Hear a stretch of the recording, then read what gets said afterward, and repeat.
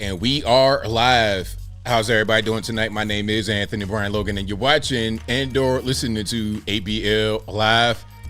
Thank you for joining me tonight. You could be almost anywhere in the world, but you're right here with me live on the show, and I appreciate y'all for that.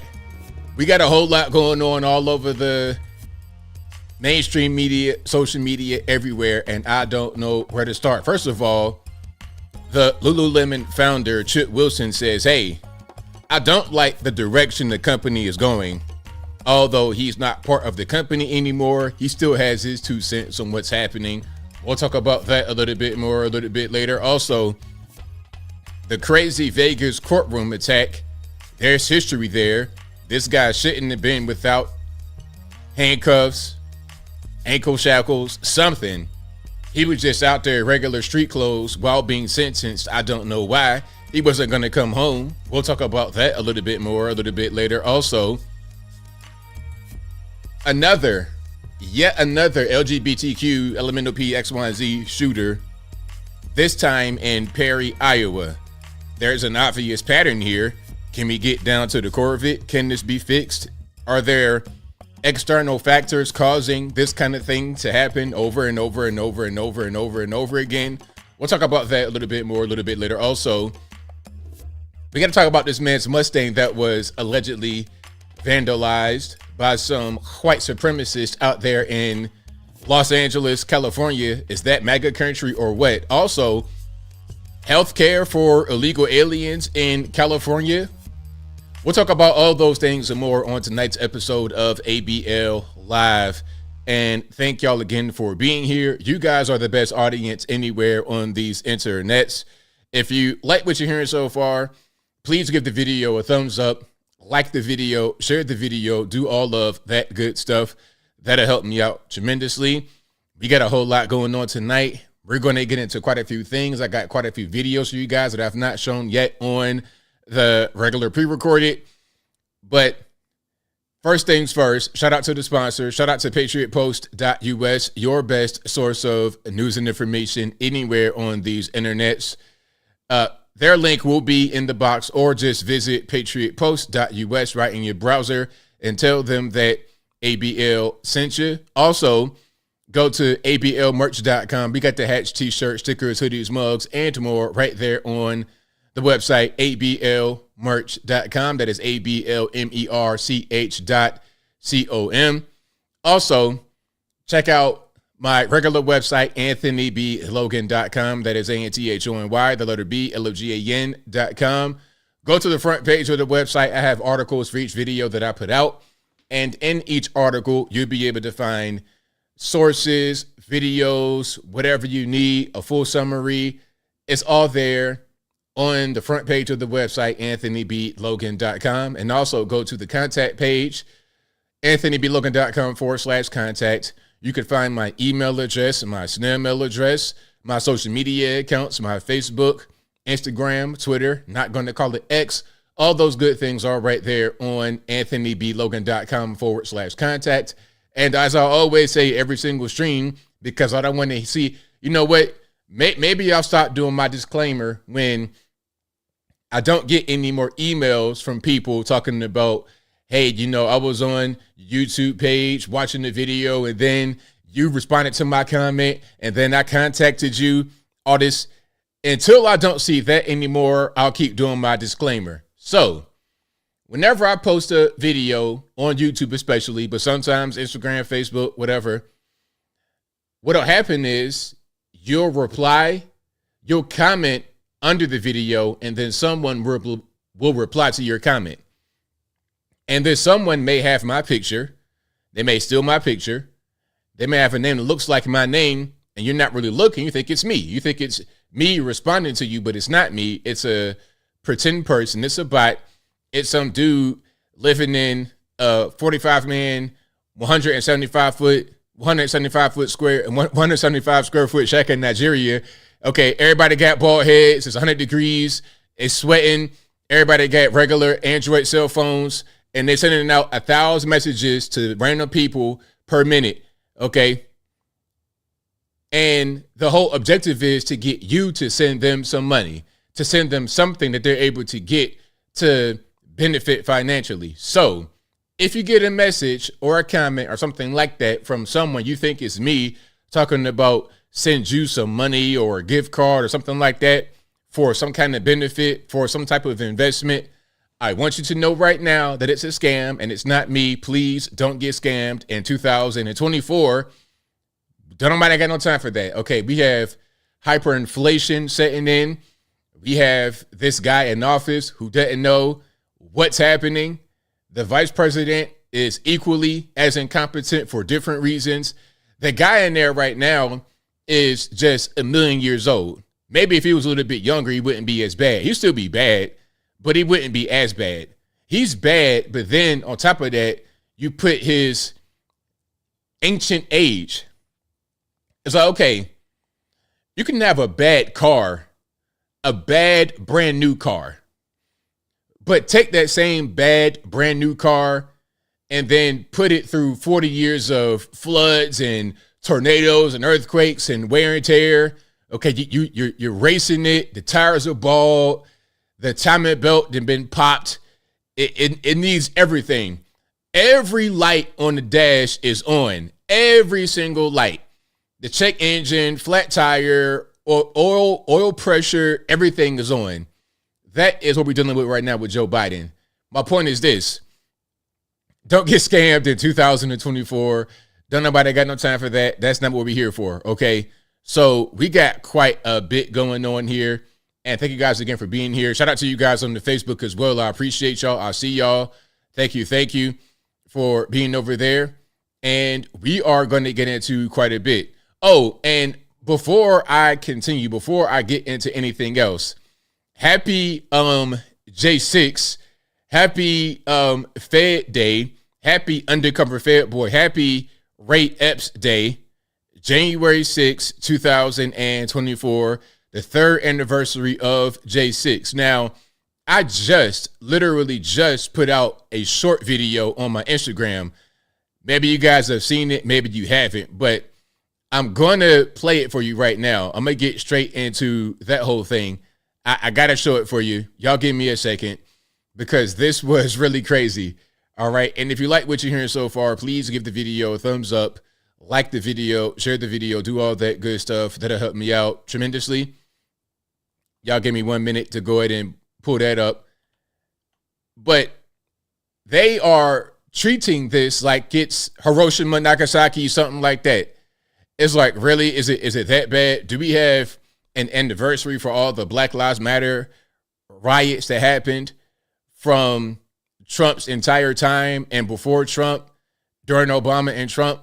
Do we have any anniversary celebrations or commemorances for that? They're acting like it's 9/11 or Pearl Harbor or something like that. This is nowhere near that at all. But here we are talking about it. Now, let me go ahead and pull up the short video for you guys right quick. All right, y'all give me a second because I gotta get my version because I think my version is a little bit better. I added a little something. I added a little bit at the end. You know, I like having little surprises in my videos. So y'all give me a moment. Okay, here we go. This is Jonathan Capehart from MS13 DNC. Now, I think I want to show you guys a little bit about Jonathan Capehart first. And for context, Jonathan Capehart was interviewing Michael Fanone, the DC police officer, who's like the poster boy of the quote unquote anti-MAGA movement. Okay, I guess he was there on January 6th. And whenever he can, he goes on television to talk about J6 and how bad it was and how it was the worst thing in the world, all this, that, and the third, you know. So this guy right here, okay. Now, I would show you a more egregious picture, but I'm not going to do that. And then we got little kids watching. Okay, so this is the man that you're going to see in just 1 minute crying over January 6th. Okay, that's him right there with his husband. Okay, now Jonathan Capehart is the black guy, and his husband is the white guy. Now, shout out to interracial relationships. I'm no hater or nothing like that. But understand who you're dealing with. These would be the guys right here. Jonathan Capehart talk about how bad the white man is, how the white man is so dangerous, and how males in general are so dangerous. It's funny how men are dangerous, the white man is dangerous, but the guys that say this often end up with white men themselves. They're so bad and they're so dangerous. You got to become LGBT and get with a man yourself who is the exact epitome of the danger and the fears you're crying about on television. It's funny how that works, but I digress. Now, let's check out what Jonathan Capehart did over on MS13 DNC with Michael Fanone, and RIP in advance to headphone users. Check it out. I'm going to try to get through this. Thank you for what you did 3 years ago today. Please tell me your thoughts on this third anniversary. I'm going to try to get through this. Thank you for what you did 3 years ago today. Please tell me your thoughts on this third anniversary. All right, so that was Jonathan Capehart speaking to Michael Fanone, and the context was he was interviewing them because January 6th, the third anniversary, and Michael Fanone has a book coming out. Pretty interesting timing, January 6th. That's his sole thing that he's known for. So why not promote my book on January 6th? All right, one more time. I'm going to try to get through this. Thank you for what you did 3 years ago today. Please tell me your thoughts on this third anniversary. Now, one thing I want to notice is I didn't see any tears. I'm seeing crocodile tears at best. Crocodile tears at best. You're making the crying noises. You're making the emotional squeaking noises, but I don't see any tears, sir. Okay, if you're going to cry on TV, I want you to boo-hoo. I want you to go all the way for it. Like, remember when Will Smith slapped Chris Rock, and at the end of the night, he was crying on stage? I want to see that level of tears. I want to see your face totally drenched, like you just got hit with a super soaker right in your eyes. I want to see that kind of crying going on. If I'm getting crocodile tears and no water, I'm not really impressed, my man. I'm just not really. All I'm gonna do is make fun of you more than what I would do if you cried for real. But hey, again, the context is we're dealing with LGBTQ elemental XY, so that's part of it. So he could be going through that time of the month. I'm not sure because we got all kind of things going on. I can't assume that someone cannot experience that because they are a male. You can't assume that they're not experiencing hormonal imbalances as a male because that's considered racist. Okay. If I say that a man can't ovulate, I'm considered to be a bigot. I'm considered to be hateful. For citing basic biological fact, I'm a bigot. But hey, 2024 for you. Now, you know what? Personally, I'm not going to accept that label on myself, but they may try to do that to me. So we'll keep moving right along. Again, that was Jonathan Capehart on MS13 DNC interviewing Michael Fanone about January 6th. We are on the third anniversary of that. Shout out to Ray Epps. It was funny how they gave Ray Epps the biggest slap on the wrist you ever seen. Remember that? It's like, really? You're gonna give this guy like a misdemeanor? Because for a while, even though he said go into the Capitol, there was nothing. You got guys that did much less than that who had their whole lives turned upside down. Guys like Brandon Strout. Brandon Strout didn't go in. Brandon Strout did not incite any kind of violence. He was just outside giving the speech with no advocacy for violence, and his whole life turned upside down. But Ray Epps was pretty much chilling. They gave him a slap on the wrist recently to shut us up, although we know what's up. So when we go on television and talk about J6 and Ray Epps and the federales and everything else, they want to try to use that as a way to shut us up and say, oh, well, he did get charged with a crime. Okay, a slap on the wrist at best. Meanwhile, you got other guys that pretty much got sent to the gulag, making big rocks to little rocks for simply going through a guided tour of the public building known as a Capitol.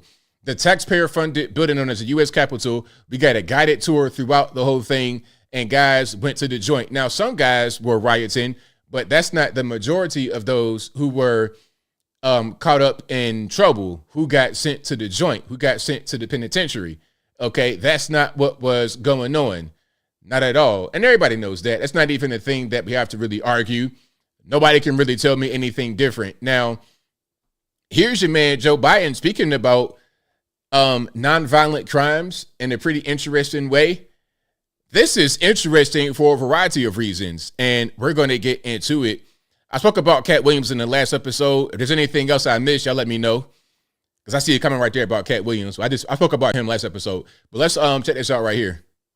Nobody should be in jail for a nonviolent crime.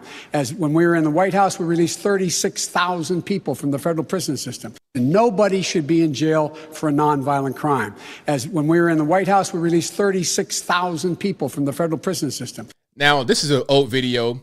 You know, Twitter is good for this, putting out old videos.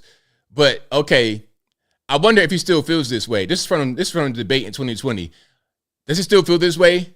Because you got plenty of J6ers who are in prison for nonviolent crimes, okay? And you, Joe Biden, locked up guys for nonviolent offenses, crack versus powder, the enhancement. Okay, you have X amount of crack. It would weigh more than X amount of powder, although it's the same drug, essentially, okay? So you got guys in the joint doing football numbers, doing basketball numbers for nonviolent offenses, and you got guys in the joint right now for nonviolent offenses over the whole J6 kerfuffle.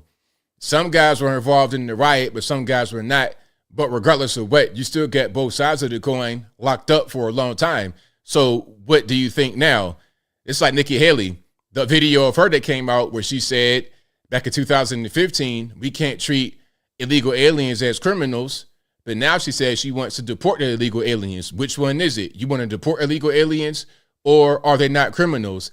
Then she said recently that she wants to deport illegal aliens who are not tax-paying and not working. So it's like, okay, what must they do to get deported? They got to go ahead and delete somebody to get deported. Well, Nikki Haley, newsflash, if you're not a citizen and you commit a crime, you're automatically up for deportation unless you live in a sanctuary city where they're not going to report your status to the federales when you get pinched. But we'll talk about that particular thing a little bit more a little bit later. So shout out to you guys again for being here. I appreciate y'all. Shout out to you guys on the Facebook. Shout out to you guys on the YouTube. This is also an audio podcast you're listening to right now. It'll be available on your favorite audio streaming platform the day after the YouTube live stream. That'll be on Google Play, Apple iTunes, Spotify, etc. Link for that will be in the description, or just go to your favorite audio streaming platform and search ABL Live. I should pop right on up. So yeah, happy January 6th. Happy January 6th anniversary. Happy Fed Day. Happy Federal Insurrection Day. You already know what this whole thing is. And right when it happened, I knew they were going to do this. I knew they were going to try to pull this kind of stunt, make it be this yearly thing, and talk about it forever, write books on it, capitalize on it, of course. But I'm going to move right forward here. There was a tornado in Florida. Have you guys seen this? Let's check it out. I've not seen this video yet, but it came across my desk. I'm going to share it with you guys. And we got a whole lot more we're going to get into in just a minute. So y'all hang tight. And let's get some video. And again, RIP to the headphone users.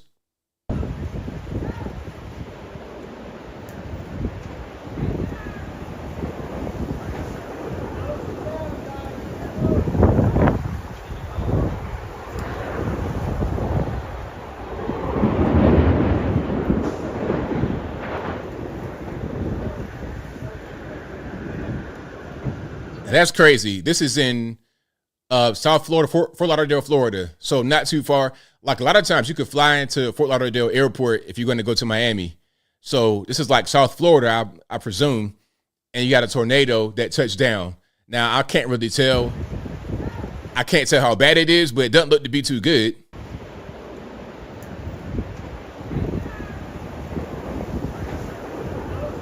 Yeah, so that's happening. Hey, we're going to see some interesting weather events. I wonder if you guys believe that there's some modification going on. There's some funny business going on.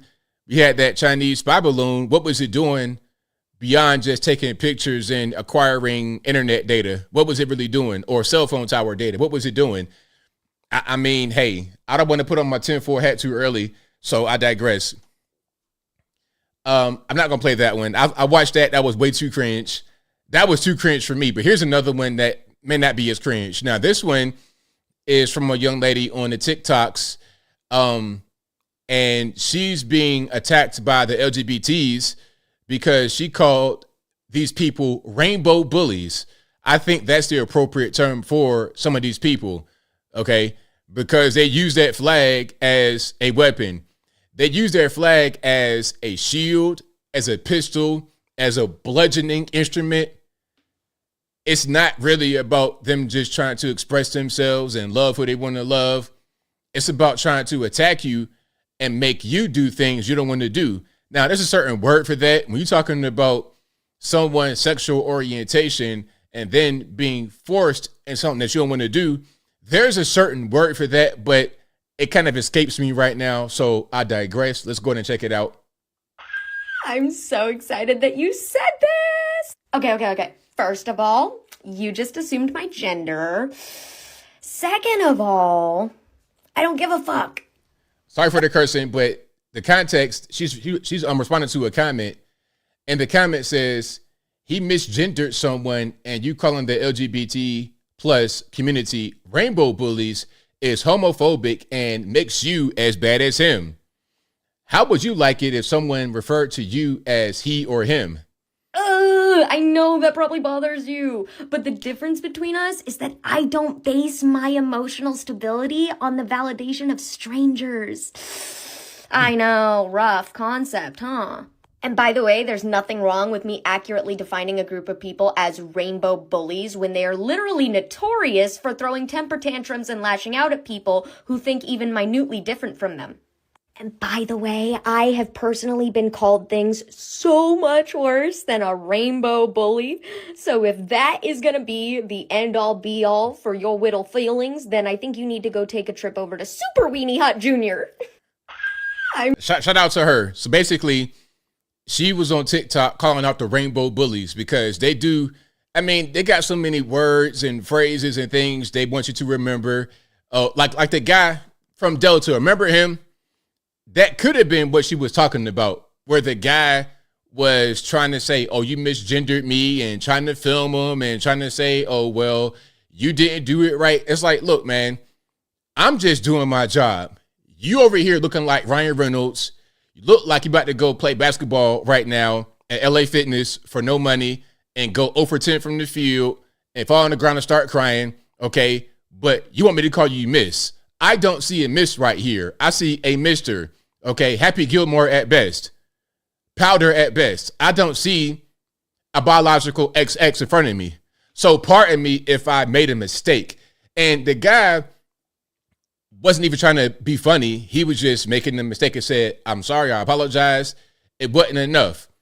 If somebody apologizes to you and you're not accepting it and you keep going on and on and on, that's called bullying. I'm not trying to hear this whole thing about, oh, I'm LGBT, so therefore it's not like that. Yes, it is like that. You could be an LGBT bully. You could be a regular bully, an irregular bully. It doesn't matter. A bully is a bully. And I personally hate bullies. 100% hate them with all my heart.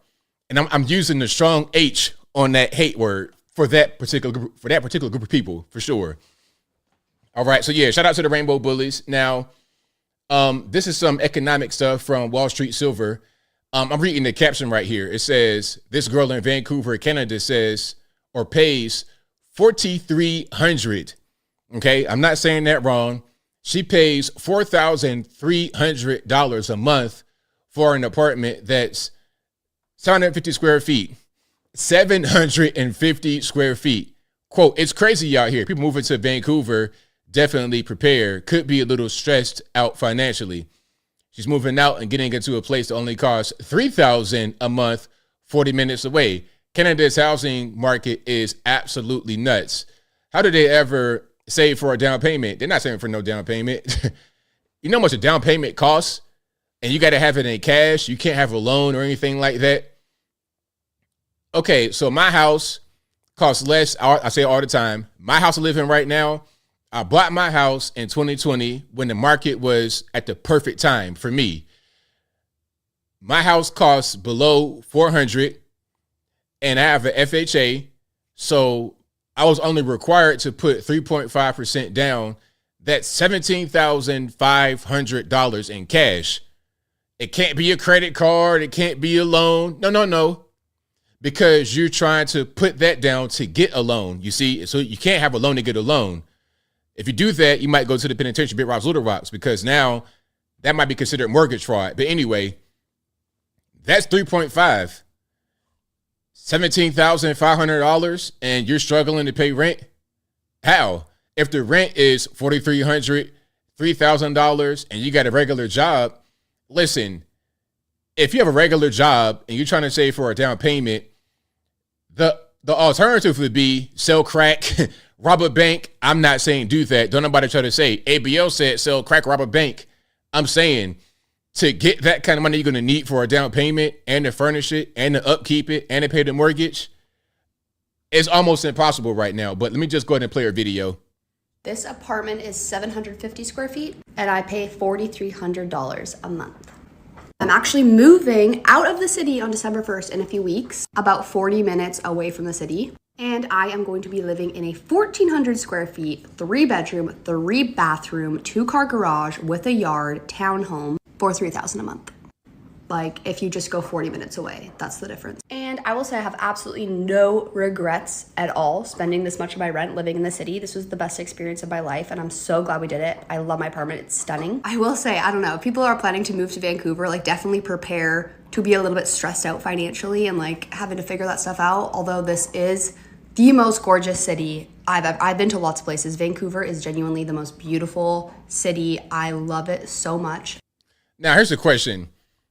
How expensive is Vancouver, British Columbia, Canada? Now, I know about New York City being expensive, LA being like, okay, if you want to live in Manhattan, New York City, I understand it's going to be expensive. If you want to live LA in certain parts of the city, it's going to be expensive.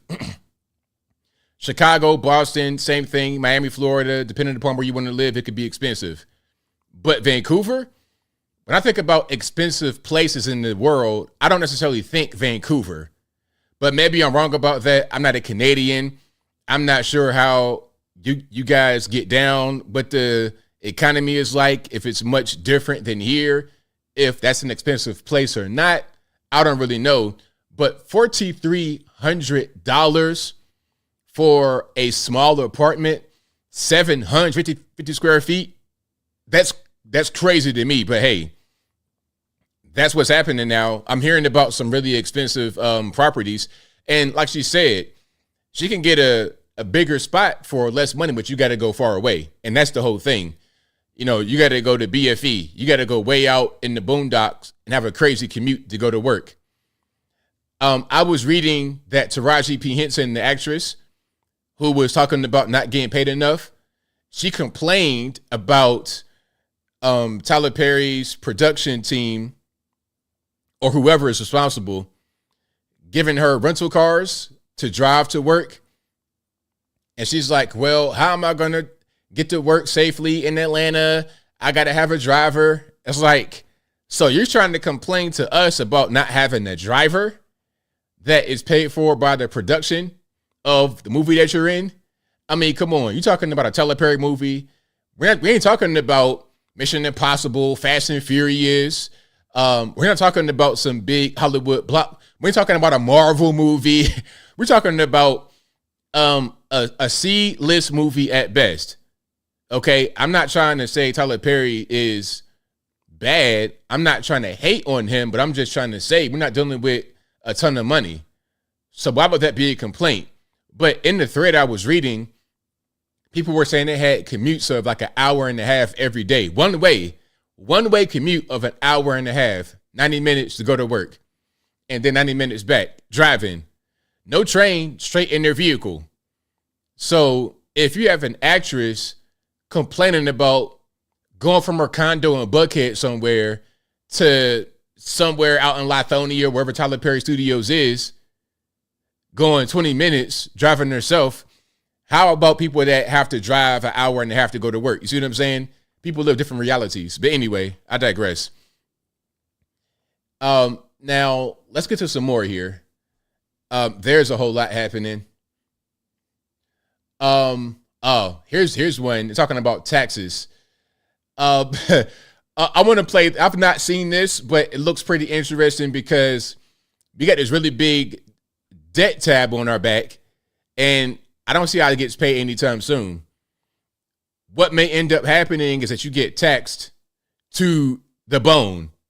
I know we got high taxes right now. I understand that 100%. We might get taxed to the bone for sure. Let's check it out. They've spent the money. Here come the taxes. RP headphone users. I'm sorry. Sorry for the loud noise. After a 5-year global orgy of government spending, we have already got the inflation to go with it. Now come the taxes. Turns out all that free stuff wasn't actually free. A few days ago, the Wall Street Journal announced, quote, "The era of big taxes is upon us." They note that with debt more expensive, both for the sheer size of the deficits and the debt itself, along with the interest rates that governments have to pay, governments are now, quote, turning to voters and businesses to pay. So lobster meat trap. In fact, tax revenues have risen to record levels in many OECD rich countries and are largely being spent on wars, on so-called industrial policy, meaning crony handouts to big business, and of course for the alleged climate emergency. In the US, the change has been lightning speed, going from just over $5 trillion in tax revenue to $7.5 in just 5 years. So that's... Did you hear that? So $5 trillion in tax revenue to $7.5 trillion in just 5 years. So we're being taxed more already. Right there, you see that the tax revenue is going up and up and up and up and up. And what do we have to show for it? What do we have as far as anything positive to show for it, aside from more expensive things, higher cost of living? What do we have to show for it? Yeah, the C-19, the C-19 was the worst thing ever. That was the worst experience of our lifetime, or of my lifetime at least. Okay, I'm right at the door. I'm right at 40's door. C-19 was the worst thing ever because not only was it tax and spend, causing inflation, it also was the lockdowns and the vax. All of that was terrible. The masking, the vaccine, people in nursing homes that couldn't see their loved ones. It was a mess. And then at the end of it, what happened was what we all thought was going to happen. Oops, sorry, our bad. No hard feelings, right?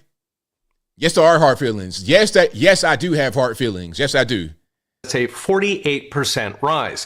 Even in GDP terms, we went from 25% of GDP to almost 28% in just 5 years. So if it feels like the dollar ain't spit and it's taxed to no end, that is correct.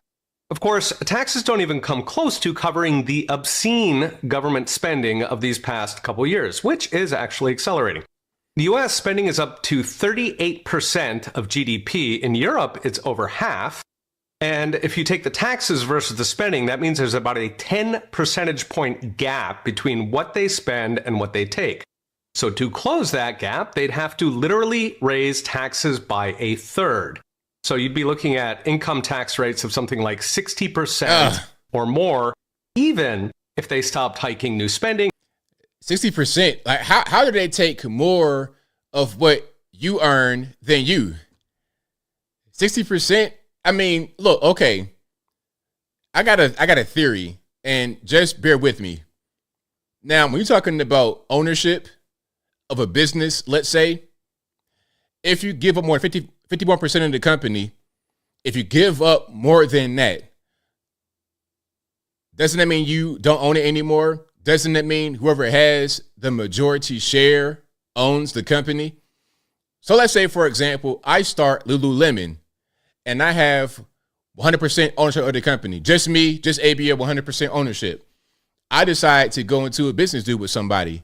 They put in a bunch of money and they say, hey, I want 51% of your company. At that point, they're the owner. So if you get 60% of my check, don't you own me? Or are we already past that particular mark in society? Is that already a thing that's going on where they own us and we don't own us? I'm just asking the question. Maybe you guys know, maybe you don't, but I'm asking. If we're taxed at 60%, doesn't that mean that they own us and we don't own us? Which is a hilarious prospect. So what's next? Brought to you by Unchained.com. America is already at the highest tax rate in 60 years, and it is about to soar. The Trump tax cuts expire next year, and Democrats are chomping at the bit for new taxes to punish the middle class and feed their growing army of dependent voters, many of them imported. Governments worldwide are already spending $2 trillion on debt interest, and that's expected to jump to $3 trillion in just 3 years. Remember, that's just interest on the old debt. These soaring borrowing costs collide with everything from wars to crony green handouts to migrants and outright vote buying. I mentioned the other day the left. Remember, they spent $250 billion with a B and counting on the migrants in just the past 18 months or so. $250 billion on migrants.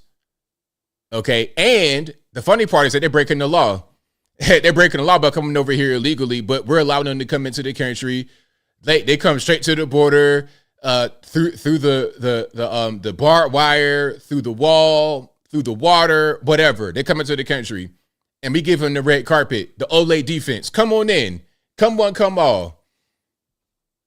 Is already mobilizing for universal basic income, which alone would put another tens of trillions on the tab. Oh, UBI, that's something else. Then they want to have UBI on top of it all. That's going to be a lot more money. And you know what's going to happen with UBI? The libertarian-minded people may think, and shout out to you guys, libertarian, not all you guys, but I've heard this argument about UBI, and I've heard the argument in favor of UBI. They think that UBI will replace welfare benefits. No, it's not. What's going to happen is you'll still have welfare benefits and also UBI. It'll be yet another entitlement that we can't pay for. Green handouts are expected to bump taxes all by themselves, another 3% of GDP, probably a lot more given history. Bottom line, hold on to your wallet because there won't be much left when they're done. At some point, there is no longer an incentive for entrepreneurs to build or even maintain. May as well take it easy if it's all going to the tax man. Exactly, 100%. Now, there's a little bit more of that, but I'll leave that right there. Shout out to my man right here. This is a really good video. Prof. Stange, I don't want to say his name incorrectly, but you see it right there. At Prof. Stange, Stange, I don't want to say it wrong, but y'all can see it right there on the screen. Shout out to him. What he's saying is right on point. You got all these things going on. The green stuff, which is completely a bogus thing. The green energy stuff is crazy. They're trying to say, okay, we got to have all electric vehicles, no internal combustion vehicles. But then when you have more of these cars on the electric grid, the question is, how do you power the grid? How do you meet the new demand? All you're going to do is burn more coal. Like I said before, a lot of the coal mines in West Virginia, Kentucky, Ohio were shut down due to the EPA, the Obama administration. Oh, coal is dirty. It's environmentally unfriendly. We can't have these mines. Coal is a thing of the past. We got to move forward into green energy. Well, what is green energy really? What is it? Is it actually green? Is it some kind of new thing? I bet if you go to a college campus, and you ask them, what is green energy?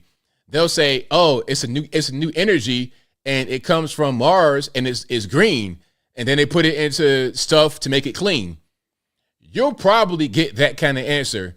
And you might even get that kind of answer asking regular, fully adored normies, just walking around, going to the mall, okay, in their electric, hybrid, or whatever vehicle. They're not going to know what it really means. There's no such thing as green energy because we don't have technology to be able to really make it work. Your green Tesla was produced by a lot of environmentally hazardous processes, mining the cobalt and the lithium and all the other rare earth metals to create this big, gigantic battery that costs $1 trillion to replace. Then when you plug your vehicle up into the charger, where does that power come from? all they're going to do to meet the new demand of all electric vehicles is go dig up more coal from the mountains to power the grid so you could power your electric vehicle. So feel great having zero emissions, but there's emissions somewhere. There's emissions at the power plant to power your Tesla. There's emissions at the mine for the cobalt. It's cobalt are the new blood diamonds. I want to see the 2024 version of blood diamond. This time it's going to be cobalt. It's the same thing. If you ever seen Blood Diamond, it was about Sierra Leone and the diamond mining industry and how it was child laborers doing it. It was civil wars and conflicts over that. The same exact thing is happening in Congo right now. Millions displaced right now because of the high demand for electric vehicles. Oh, yeah. I want to see the brand new Blood Diamond movie. This time it's going to be Blood Cobalt. It's the same situation and nobody cares because we got Israel going on, Palestine going on. Oh, the horror. If you don't say anything about it every day, you're anti-Semitic. Meanwhile, what's going on right here in Congo? Oh, no camera. Don't worry about that. Don't worry about that. Pay your attention over here. Don't look at that. Look at this over here. But anyway, I digress. If you like what you're hearing so far, please give the video a thumbs up, like the video, share the video, do all that good stuff. That'll help me out tremendously. Now, here is your Secretary of the Treasury, Janet Yellen, giving her 2 cents about what's happening with the economy. Okay, let's see what is on her mind. Now, hopefully she's sober and she's not on the shrooms anymore. Okay, choose sobriety. Sobriety is rad. Sobriety is cool. So let's hear from her. And again, RP headphone users. They're spending in ways that suggest they're happy with their financial circumstances. She says they, meaning you, the American people. That's the context here.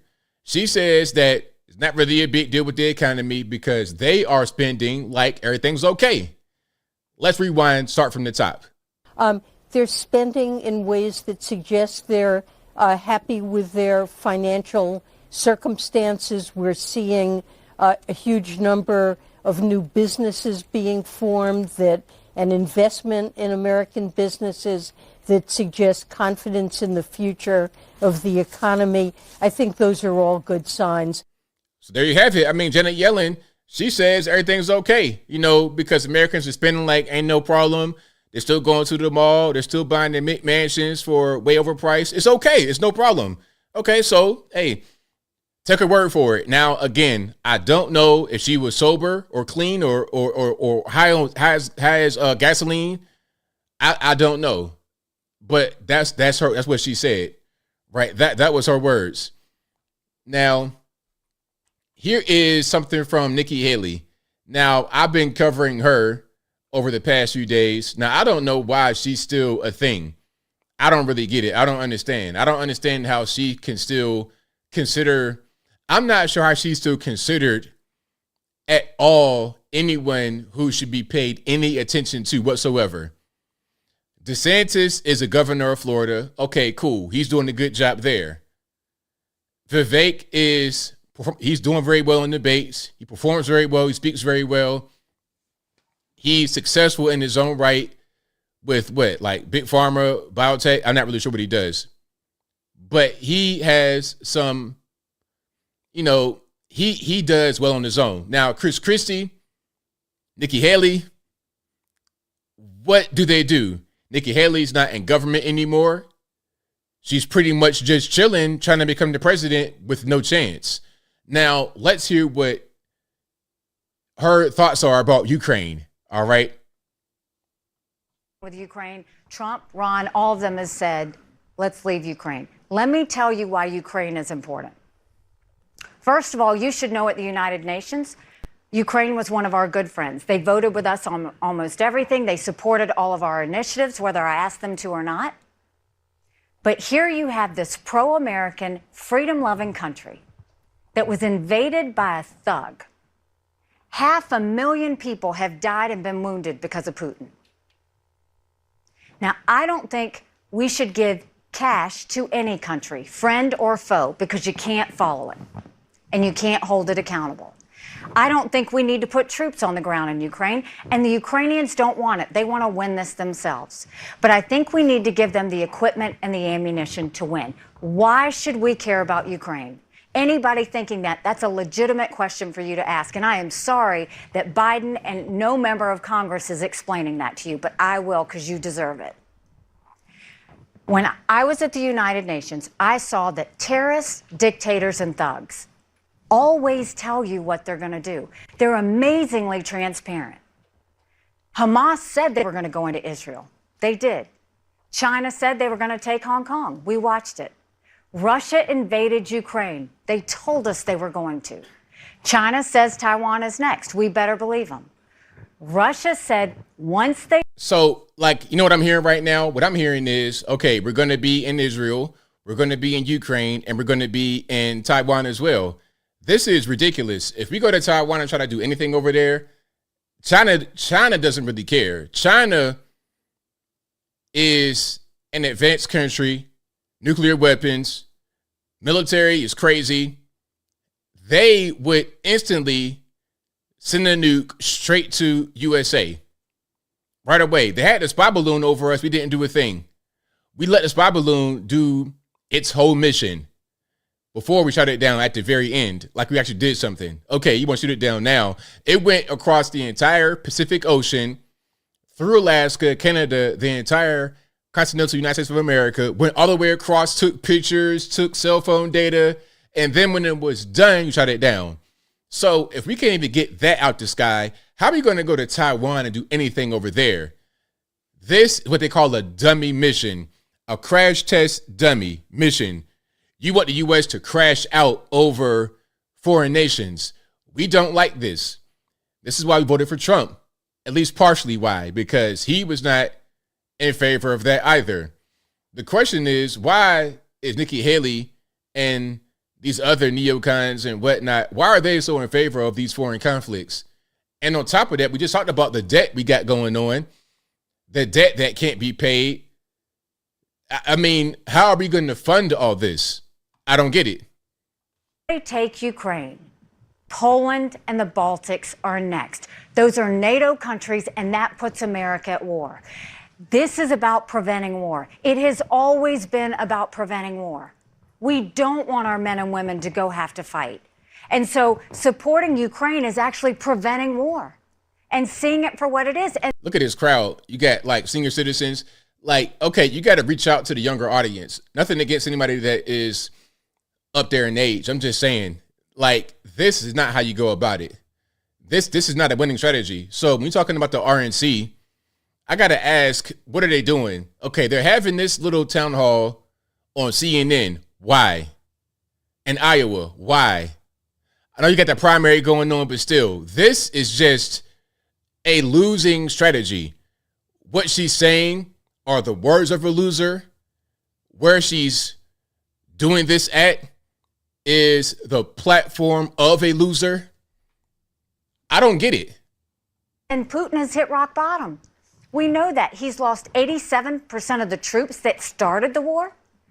They've raised the draft age in Russia to 65. They're getting drones from Iran and missiles from North Korea. So the context, if you were confused, it was a question she was answering from a voter. The question says, how will you reach voters concerned with, let me start over.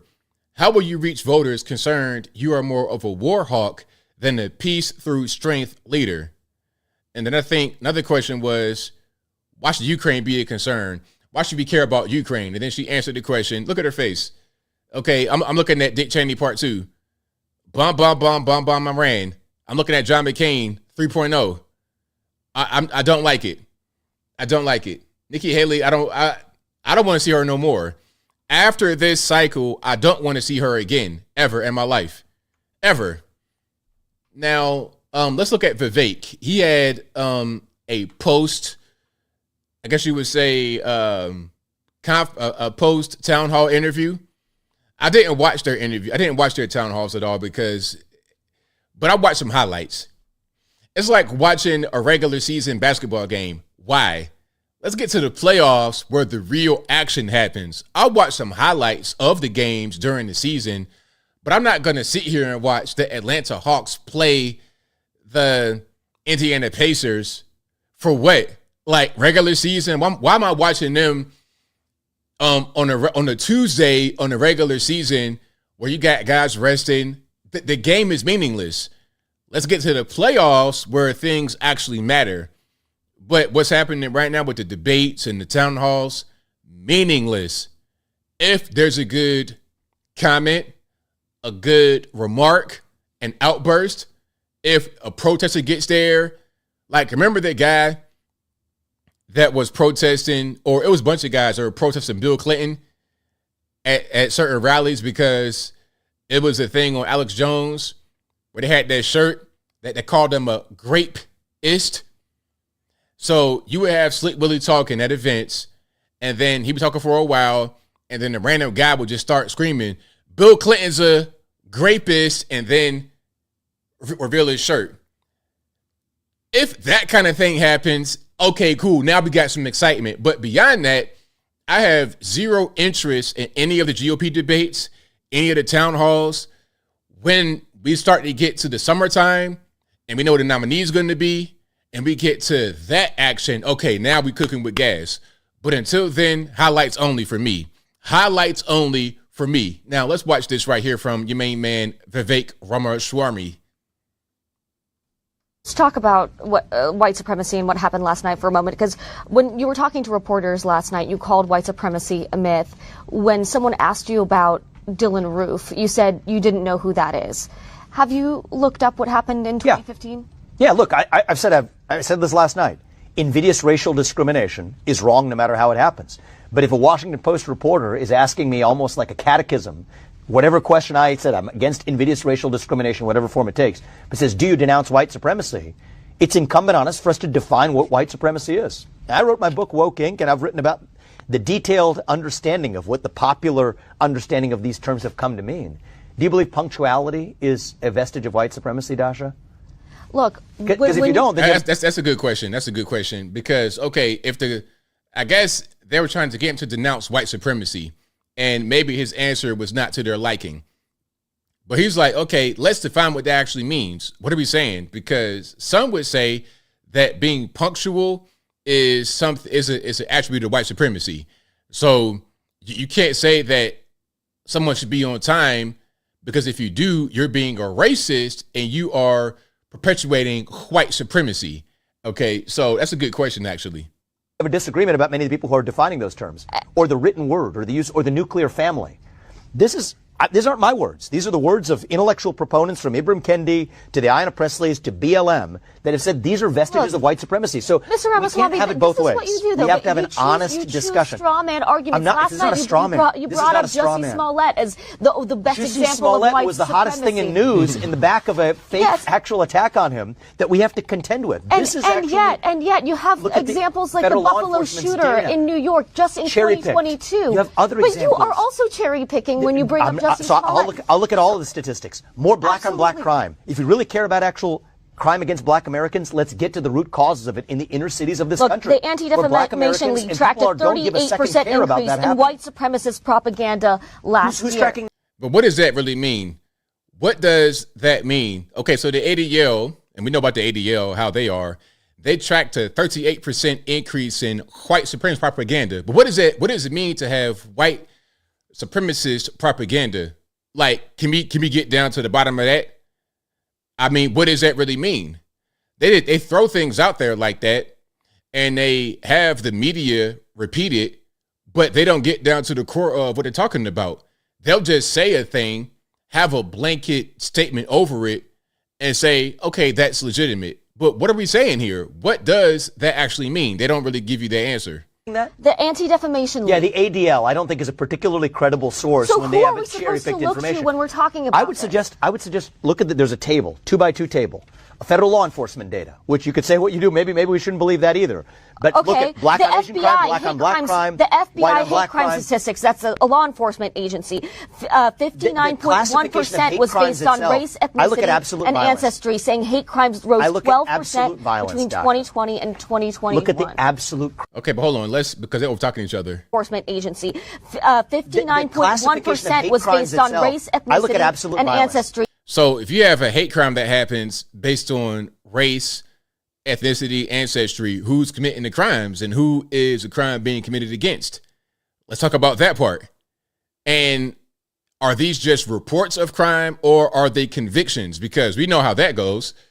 Somebody could say, oh, somebody spray painted a swastika on my Mustang and it was a white guy that did it. But then when you actually get down to resolving the case and finding out who did it, it may not be the person who was presumed to do it from the beginning. You'll see a Mustang get tagged with a swastika and think that it was a white guy, but it wound up being the Mexican guy, wound up being the black guy, wound up not being the white guy at all. So we're talking about accusations or convictions. White, black, white, what are we saying? Saying hate crimes rose 12% violence, between Doctor. 2020 and 2021. Are these heels, Timberland boots? What's going on with these shoes? I'm not sure. Absolute crimes themselves. What they classify as a hate crime is itself a political judgment. I think that when you actually care about protecting life, if you want to say Black Lives Matter, let's look at where Black lives are actually being lost. It's in the cities at the heart of other Black Americans and criminals and that that's are absolutely restrained by an the issue that we absence of talk the about retreating as well. police. But are we And we supposed should to be. ignore white supremacist hate crimes? We're not supposed to ignore any kind of crime, Dasha. That's what I say. But what I see is a selective reporting. Take the Nashville Transgender Shooter Manifesto. Every shooter manifesto in a mass shooting has been released within 48 hours, except for that one shooter in Nashville.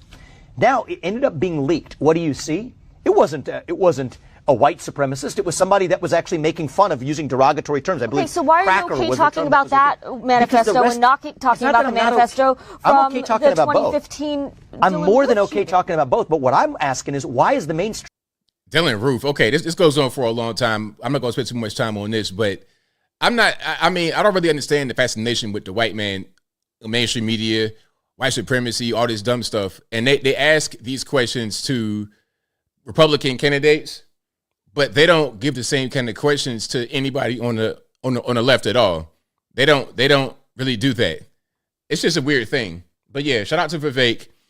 He does pretty well, but again, he's not anywhere close to your main man Trump at all.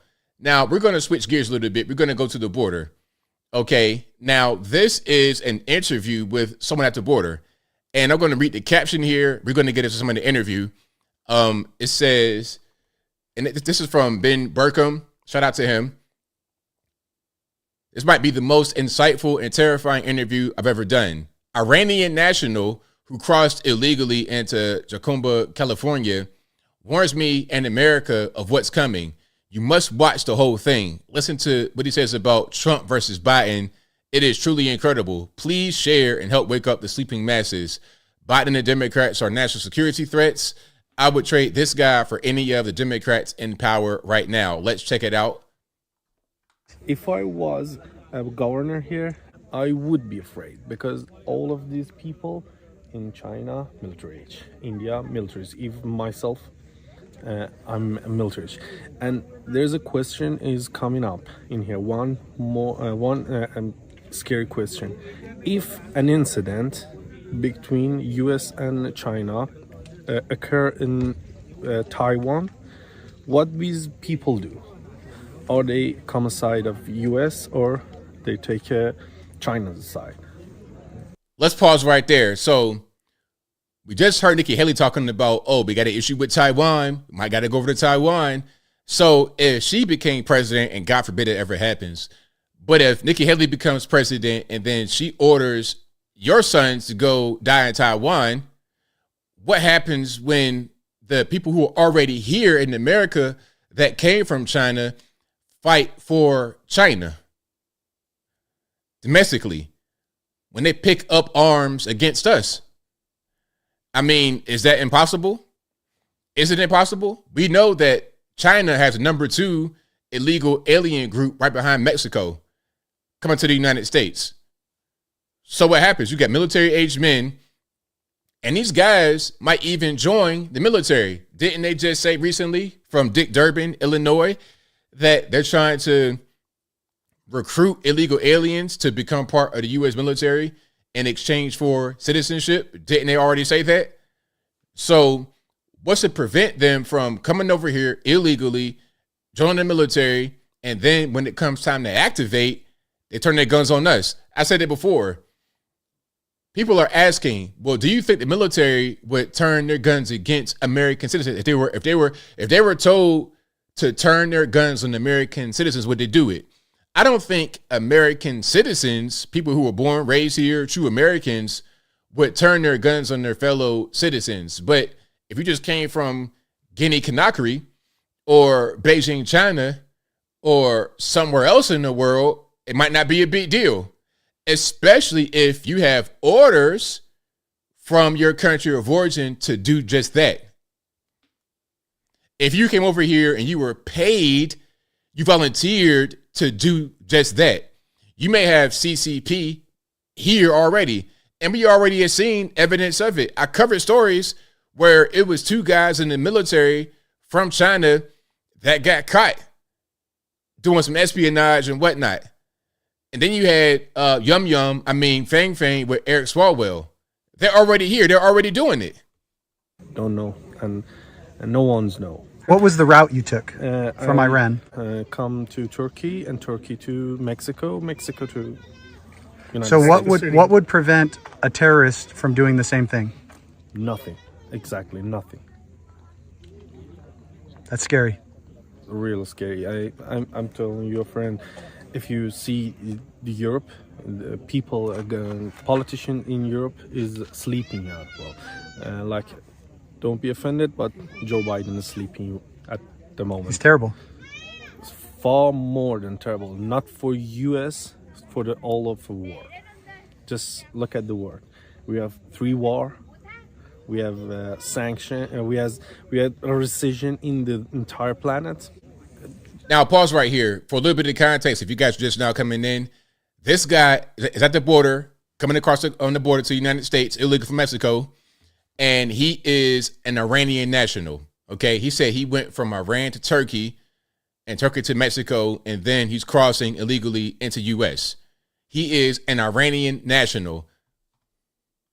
Everyone say I'm wrong, but if you like it or not, if a recession come in U.S., there will like a pandemic comes in all the countries, and Joe Biden is doing this. It's not good. So Trump was better. You want Trump back in office? Despite that they fears us, if you come, Trump is back, you will be deported. Yes, I want Trump back. Wow, that's a powerful statement. Wow. Despite that. So the Iranian national who supported the sanctions on Iran, so the Iranian national says the guy who supported the Iranian sanctions, who did not want to be part of the nuclear deal, he wanted to kind of control Iran, Trump. He says he wants Trump back, even though he would not allow him to come across here illegally, and he would have Iranian sanctions. He says the world was better when Trump was in office. That's powerful. Because he just create, we have a sentence in our country. That means a lot for this moment. I said in Persian, then I will rephrase it in English for you. We say آنکه با مادر خود زنا کند با دیگران چه ها کند. That means if someone betray his family and his mother, just think about that, what he can do with the others. Yeah, if he doesn't respect them, how will he respect Joe you? Biden don't respect the U.S. Wow. That's my opinion. Thank you. Are you Muslim, if you don't mind me asking? I'm born Muslim, but I don't believe in Islam. More secular.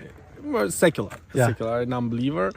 And I just want to say, if you ask me why I didn't go to Europe, that was easier for me, but I don't trust them because they don't help any people.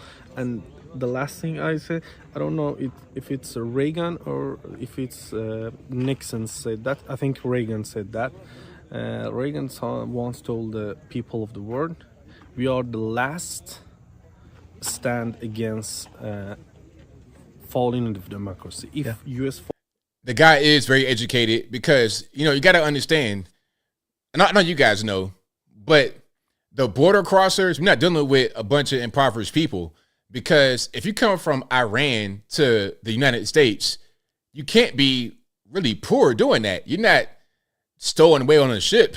You're not just, getting on the rubber dinghy and floating from the Iranian, from the Gulf of Iran across the Horn of Africa. Like you're not doing that. You're actually getting on the plane and you're flying different countries and you're flying a very far away. This is just a cheaper and easier option to come through illegally. That's what people are doing.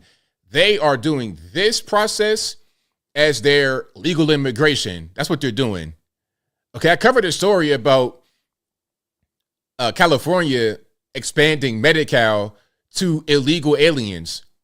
So you're able to get low and or free healthcare coverage if you have low income as an illegal alien. Illegal alien, not just an asylum seeker, H-1B visa, tourist visa, diversity visa, nothing like that. Straight illegal, no paperwork, no nothing.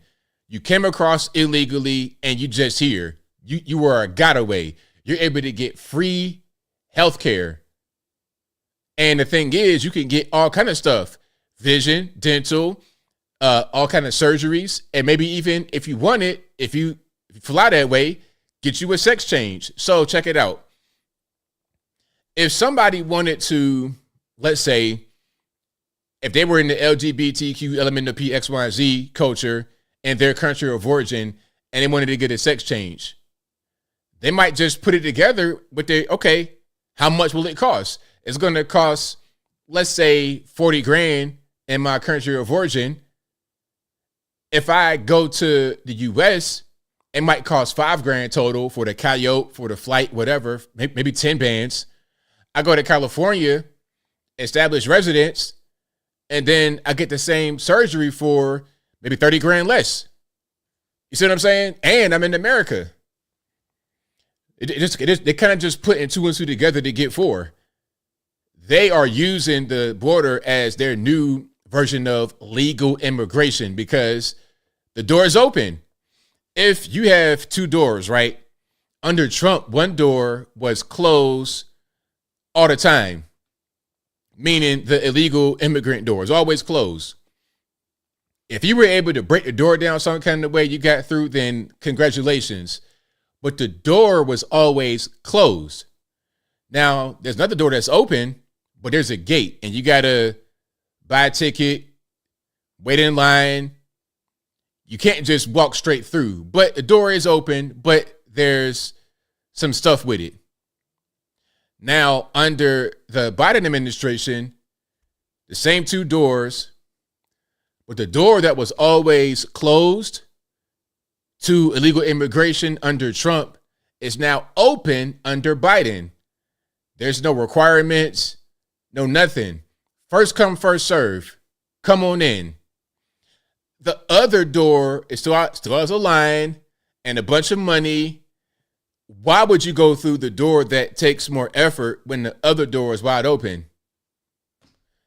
You don't care about this country. You're not an American. You care about your own home country. You have allegiance to Iran, to Mexico, to somewhere in Africa, Asia, Europe. You don't really care about the U.S. Not like that, to just be so particular about going through one door or the other, because in your mind, the doors are going to the same house. So why not? Why would I go through just one part of a double door if they're both open? I'm going through the easier one to get through. It's very simple. So that's what's happening right here. You're going to have educated guys with money, people that have skills, all of that coming through the border. You're also going to have those without skills. You're going to have crack smokers. You're going to have guys that like to kill for a living. You're going to have all of that, delete for a living. You're going to have all of that coming through the border all at the same time. All at the same time. Very simple. But yeah, that guy, again, an Iranian national, and the interview was done by Ben Berkham on Twitter at Ben Berkham. That's BenBerkham. QUAM, Ben Burkham. Shout out to him. Now, did you guys see the plane that had the door burst out midair? Now, okay, so we have yet another what's this? The Max, the Boeing Max. Hold on. I gotta just make sure I'm saying the right thing here. Remember those planes that were crashing a lot some years back and they had to ground them and then they renamed them? Well, the planes are still having issues, and these planes are newer. These are not even the older ones. These are new. The one that had this incident was just manufactured. Just like a brand new plane, fresh off the line within the past like 10 weeks. A brand new plane. The door that you would normally like go through just bursted midair. Now, okay, let me go ahead and just show the actual video. And again, RIP headphone users.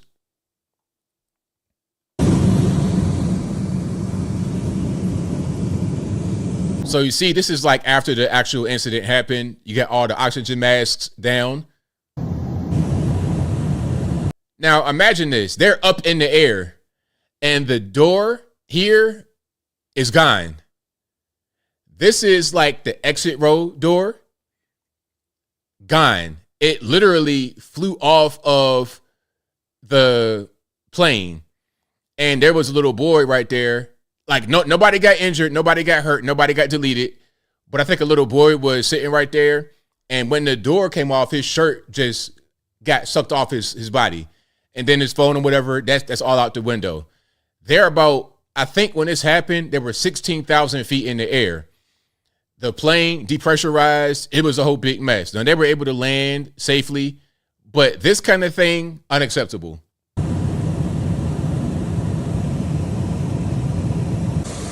This wasn't even the emergency door.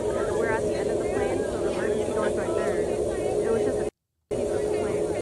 So they're saying it was not emergency door. It was just a piece of the plane, and it just flew off. Now, I think that what they did was in the factory, they made it be a plug. So it could be a door for emergencies or it may not be. But whatever it was, it flew off. Okay,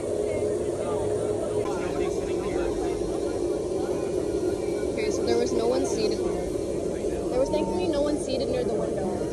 Yeah, they just said. I said that I thought we were fun. I take it back. Yeah, I thought we were too. So this was Alaska Airlines. This is one of the Max, 737 Max plane, brand new, 10 weeks old.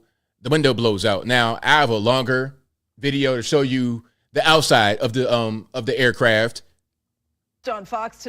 All right, let me go put it up right quick. This was crazy, totally crazy. I mean, look, I'll tell you what. If I'm on that plane, pardon me for being a money grabber or whatever, but if I'm on that plane, I'm suing. I'm definitely suing Boeing. Oh yeah, we're gonna get a big bag of money for that. I'm pain and suffering. I saw the window blow out. I'm scared. I can't sleep at night. Please give me some cash. Tonight, heart-stopping moments on an Alaska Airlines flight as it came in for a landing with part of the plane missing. Yeah, passengers say a large piece of the fuselage flew off shortly after takeoff from PDX, leaving a big hole in the side of the aircraft. Fox 12's Jeffrey Lindblom spoke with a man. The fuselage, huh? Who was on that flight. He joins us live at PDX with the latest. Jeffrey, how terrifying. Yes, a scary situation this evening as a plane leaving from Portland around 5 o'clock for Ontario, California had to make an emergency landing.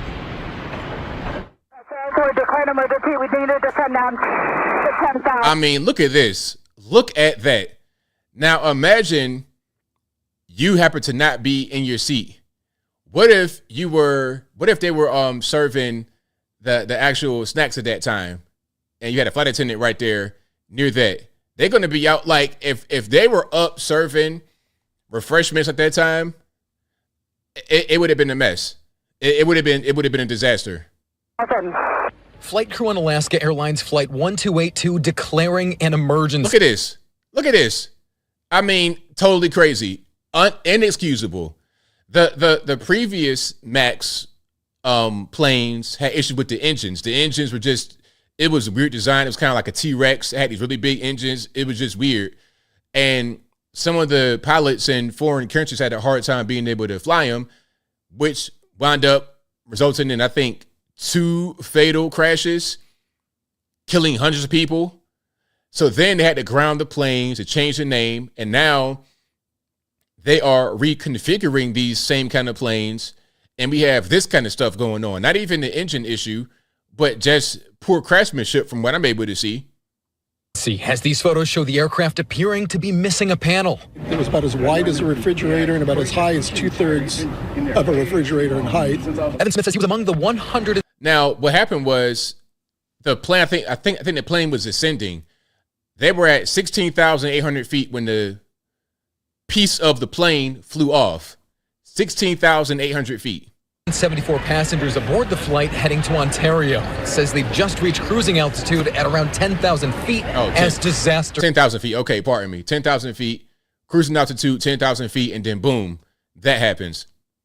Struck. There was a really loud bang towards the left rear of the plane and a whooshing noise, and all the air masks dropped. Okay, we need to turn back to Portland if we can get one. Flight crew made the call to return to Portland, while Smith says he looked back about 6 rows and saw what he believes is a missing side panel in the aircraft. Yes, we need it as we've declared an emergency. Just kind of sit there. It's not anything I have any control over, and it's just wait and see what happens. Smith says he spoke with another passenger who said they were a row behind where the incident occurred. And they said there was a kid in that row who his shirt was sucked off him and out of the plane, and his mother was holding on to him to make sure he didn't go with it. He believes some cell phones and other items may have blown out too, and he says it's fortunate they weren't higher in the sky. He also credits the cabin crew for doing what he calls a good job, as he says he watched crew members help some women who were fearful move to a different spot on the plane. Portland Tower 2, we're on the ILS 3 last emergency aircraft. It says something that those planes can take that kind of a hit and still go ahead and land safely. Smith says he saw paramedics and believes some may have sustained minor injuries. So yeah, that's what happened. So you guys said I was right. So the piece of the plane, the plug door, whatever you want to call it, was lost at 16,800 feet, and then they went down to 10,000. Yeah, that was kind of weird. 10,000 cruising altitude, it didn't sound right. You go a lot higher than that to cruise. But yeah, I think they were ascending, and then boom, the piece of the plane flies off. Again, this is a brand new plane, only about 10 weeks old, and then that happens. You guys are asking me what's Boeing's DEI looking like? That's a great question, because obviously there's some quality control issues, and they've had problems before. Again, you had some crashes that happened with a similar version of this plane that killed hundreds some years ago. And now we got doors flying off. It's totally crazy. So yeah, they got to tighten up. They're going to ground all those planes, and they're going to inspect that particular part of the aircraft. But here's what I want to know. Are they going to actually inspect the rest of it? Because if that's going on with that piece, are there any other problems you should know about? Because, I mean, I don't want to be up in the air testing the plane to see, okay, does the landing gear work right? Are the engines, pretty spot on? Are we going to have any failures beyond the side of the plane flying off? Will my seatbelt actually function if the door does fly off midair? Yeah, I don't really want to be the guinea pig for stuff like that. This is why when the vax came out, I didn't want to get it. I'm not a fan of vaccines anyway, but I definitely didn't want to get a brand new one that has never been tested before. Okay, they're talking about HCQ and things of this nature. Okay, cool. But a brand new thing that you don't know about and you're still trying to test, how about we don't do that? And as a matter of fact, I think I have something about HCQ. Oh yeah, here's an article here. This is funny. Now, this is hilarious because let's get the same article about the vax itself, right? So here's the article. Nearly 17,000 people may have died from hydroxychloroquine, according to a study. Now, this is published by French researchers, okay? they said about 17,000 people across 6 countries may have died because they took HCQ, hydroxychloroquine, during the first wave of C-19 in 2020. According to a new analysis, like I said, by French researchers. Now they're trying to say that, oh, you took HCQ, you took fish tank cleaner, you gonna die, all this, that, and the third. But can we get some numbers about adverse effects of the vaccine? Myocarditis, pericarditis, dying suddenly, heart problems, people like can we get that? Can we get the elevated blood clots found in corpses during autopsy? Can we get the reason for the excessive deaths in certain countries that go beyond just dying from quote unquote C-19? Can we get that or no? Or if I ask that question, am I a conspiracy theorist? Am I a tinfoil hat wearer?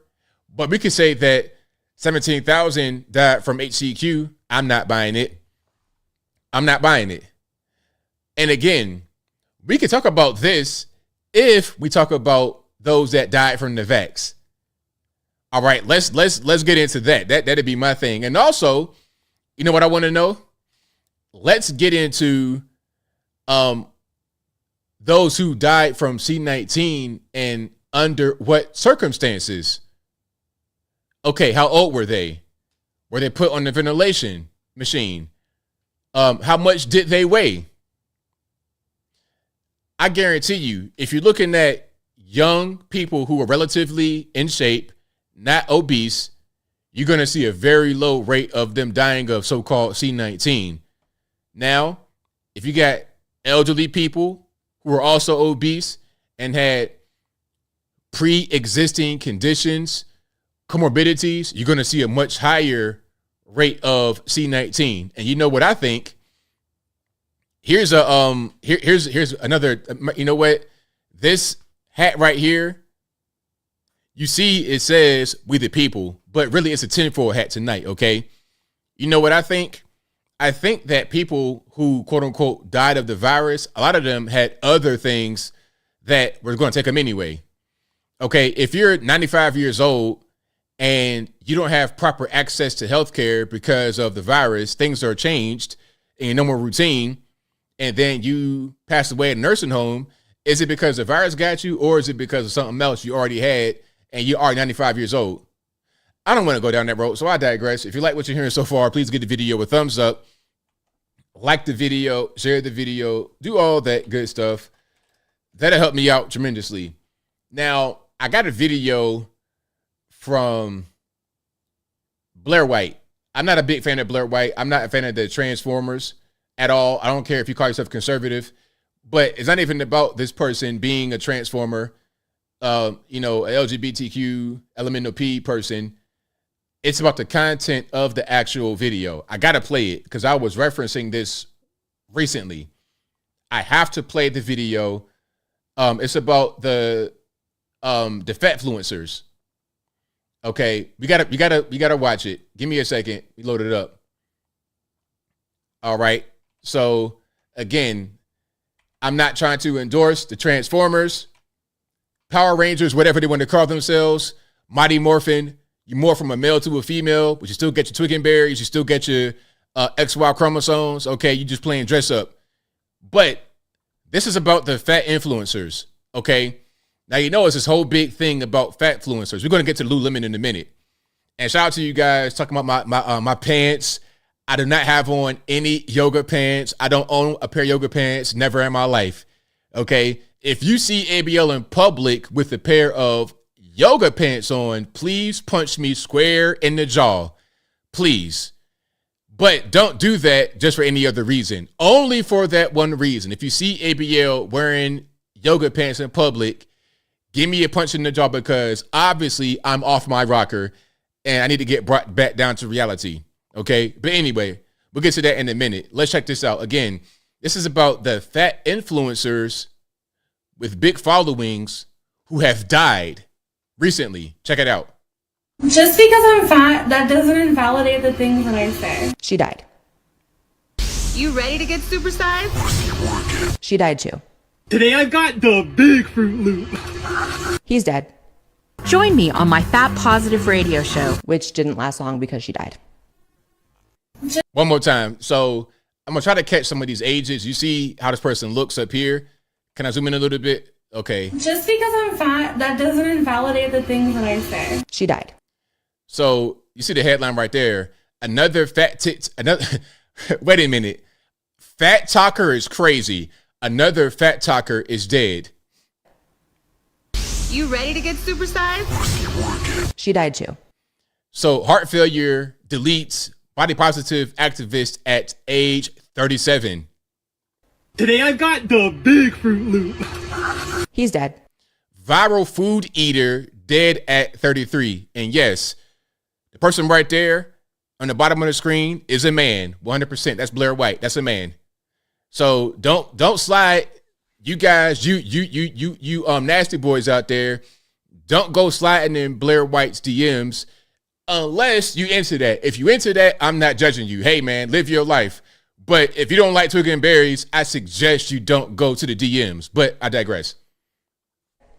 Join me on my Fat Positive radio show, which didn't last long because she died. So Fat Studies Academic. Fat Studies Academic. What are you studying? How to die quick? Fat Studies Academic Dr. Katt pauses work ridicule online days before her death. Well, what work are we talking about exactly? My point behind this is this whole wave of body positive and fat affirmation. It's not healthy. People are going to they're not going to have a long life. You are not really going to see an elderly obese person. Okay. You don't see elderly obese people. You're not going to necessarily be looking like, in beautiful shape, like you chew steroids for a living, but you're not going to be 1,000 pounds at 85 years old either. Your body is not designed to handle that kind of weight. All right. So yeah, shout out to the transformer known as Blair White. Hey, that was a good video. Speaking about that. Now, let's go to Lululemon right quick. I got to get to it. I have more videos, but I want to get to one of my main topics here, Lululemon. Now, I like the clothing brand. I wear their men's trousers, okay? Matter of fact, hold on, because y'all trying to play me talking about I'm wearing yoga pants. I don't like that. I'm triggered. I'm getting butthurt. So I'm going to show you what I wear, okay? I'm not showing you a picture of me. I'm going to show you guys the actual website so you can see what's going on, all right? Because we're not going to have this out here about ABL wearing no booty pants, man. That ain't what we do. All right. So hold on. Let me just pull it up right quick. So I'll be wearing this. This is what I wear, and this is a life hack for you youngins out there. These are a good pair of pants. You look amazing. You going on a date or whatever with these young girls? Hey man, they're gonna like it. All right. So this is what I wear. Okay. These pants right here. All right. I'm not a white guy, but you get the picture. All right. Get you a pair of these dark gray. You see the way they fit? Now for me, it's perfect because they fit nice in the leg. You get plenty of room in the seat. You're not tight. It's like a spandex kind of material. It's good, right? It's perfectly casual. You can wear it casual. You can wear it dressed up. Like I've worn pants like this with like a dress shirt, a t-shirt, a pea coat, a hoodie, some regular tennis shoes, some dress shoes. You could do a lot with these pants. Okay. So yeah, that's kind of like how you would see me dressed. Cause I have that kind of body type. I have an athletic build. Okay. I'm 6'3", 215 pounds, and I got a 36-inch waist, 36, 34. That's my thing. So when I'm wearing like other kind of pants, it could be too tight or too loose. Like I cut grass for a living. Nothing against somebody that does that. But if I'm going to a place and I want to look nice, I don't want to have on the dad jeans that I just use to go cut grass. I want to look nice. So Lululemon has really good pants. That's what I rock with all the time. They're expensive, $128. Good grief. But hey, if you save up enough money, you can get them. And I don't really wear any other jeans like that. I found some jeans called Mugsy. They're okay. But yeah, Yoga pants, I would never. That's not what we're gonna do. But anyway, back to my man, Chip Wilson, the founder of the company. Now, Chip Wilson does not have any control of the company anymore. He resigned from the board in 2015, but he still has an 8% stake in the company. And that's going to be a big amount for one person to have as far as a stake in the company. All right. But yeah, hold on. Let me check it out. $30 jeans. Hey, man, I say whatever you like. But for me, like some of the less expensive jeans, they just don't fit. I can't wear them. Levi's, the 541 Athletic fit okay, but they're a little bit too big. They're a little bit too boxy. And the 501s are a little bit too slim. It's like I can't find the perfect balance because I got an athletic build. Like I have a truly athletic build. It's like a genetic thing because my dad was the same way. Matter of fact, we had a family reunion one time. And it was my dad's side, and it was me, dad, a bunch of my cousins, some of my uncles, and it was like, if you saw all of us from behind, it's like copy paste. We all had the same exact build. It was crazy, totally crazy. But anyway, so let's check it out right here. This is about Chip Wilson, the founder of Lululemon, making some controversial comments. Matter of fact, hold on. I got to play what he said before about the yoga pants back in 2000 and when was this? Back in 2013, because they didn't like what he said back then. They were triggered at what he said back then, although what he said made all the sense in the world. All right, y'all give me a second, see if I can pull it up right quick. And that was funny. People were really offended back then. Here we go. Let's check it out. Vancouver billionaire and Lululemon founder Chip Wilson may have inadvertently taken a piece out of his company's bottom line. For a long time now, there have been complaints about the quality of the company's popular and pricey yoga pants. Many say the material is too sheer and not as tough as it once was. But as Crystal Gamansing reports, instead of taking the blame, Wilson took a shot at the size of some women's thighs. Energy, health, love, they're pillars of the Lululemon brand. But a new problem caused brand messaging to go off the rails. There have always been pillars. Now, this is from 2013. Remember, this is the comments he made originally. And these comments, I think, back then caused him to resign as the chair of the board. So he was no longer the chair of the board in 2013, and he left completely from the board in 2015. So for context purposes. And somebody said I'm fooling myself. I am not fooling myself, sir. I am not. Rails. There have always been pilling. The thing is that women will wear seat belts that don't work, or they'll wear a purse that doesn't work, or quite frankly, some women's bodies just actually don't work for it. Chip Wilson didn't stop there. In an interview on Bloomberg TV, he got specific, highlighting the offending area. It's, really about the rubbing through the thighs, how much pressure is there. Many customers took the founder's comments to heart. I'm a little bit plump, but not that plump. So like a little bit plump is crazy. So basically what the controversy was back then in 2013 was the customers were saying that there was some quality issues with the pants. They were saying the pants were too sheer and the pants were pilling, and it was just a quality issue. But he's like, nah, if you weigh a lot and your thighs rubbing together, it's going to cause friction, and that'll cause the material to deteriorate quicker than what it should be. So if you weigh a whole lot, that might be a problem. And he doubled down on what he was saying back then recently, therefore the controversy. I don't think it has anything to do with the body. I haven't had an issue, but for them to say that to women who are buying their product, they maybe need to relook at it. This comes on the heels of another complaint about the sheerness of the pricey pants. The company acknowledged the exposure issue. But even in that case, customers complained about being grilled for buying the wrong size and causing the problem. We asked for an interview to clarify the comments, but we're told a spokesperson would not be available. So again, that was back then, but he has made comments recently about what's going on. and we're going to get into it. And what he said wasn't wrong. Because wait a minute, I'm going to show you what's going on. Now, look, now the company Lululemon, they are for athletic people. Okay, I'm an athletically built person. It is what it is. I'm built like this naturally from my genetics. Like, even if I didn't work out at all, if I ain't lift one weight or do one push-up, all I got to do is not eat the whole buffet every time I go there, and I'll be built the exact same way. But anyway, so it's supposed to be for athletic people, but yet, look at some of these images. I'm going to show you what's going on, okay? And all he was trying to say is, okay, are we trying to be exclusive for athletic people, or are we going to have these sick, unhealthy, uninspiring people on our advertisements? Are we going to have this fat positive stuff going on? Like, what's really happening? So I'm going to show you a few images, and then we're going to keep on rocking here.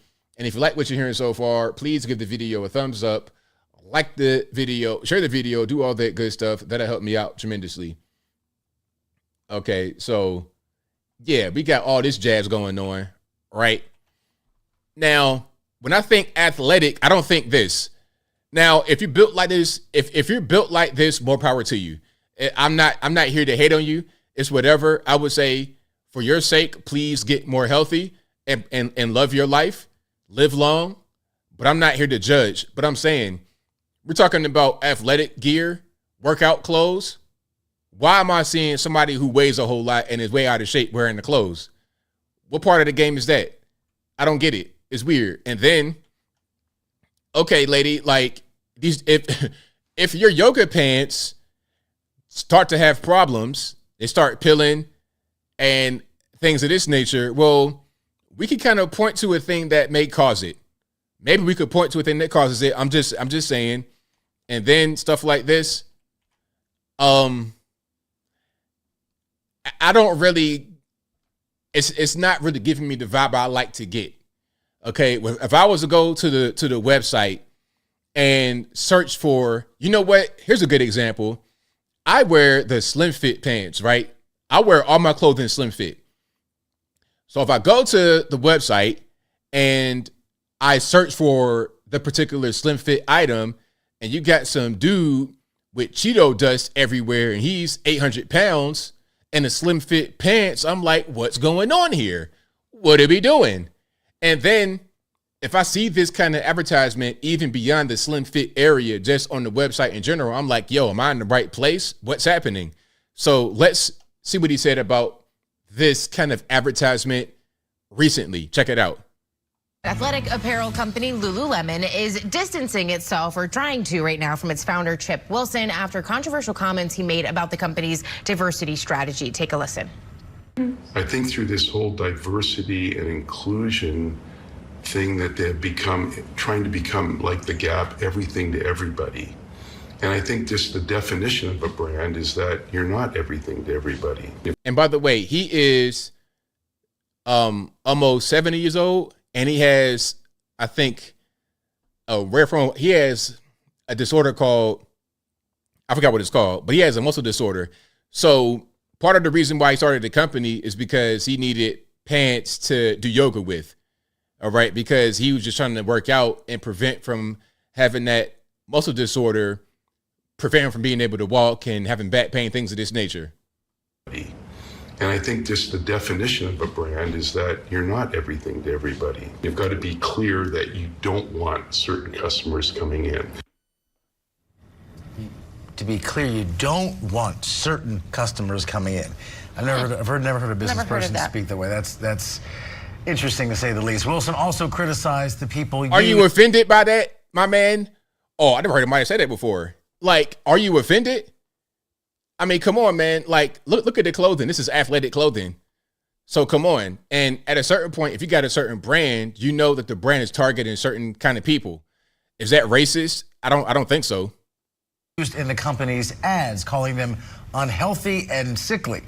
Now, this is not the first time that Wilson has gotten some backlash for controversial comments. He resigned as CEO more than a decade ago, after he said, quote, some women's bodies don't actually work for the yoga pants. He left the company board completely several years ago, back in 2015.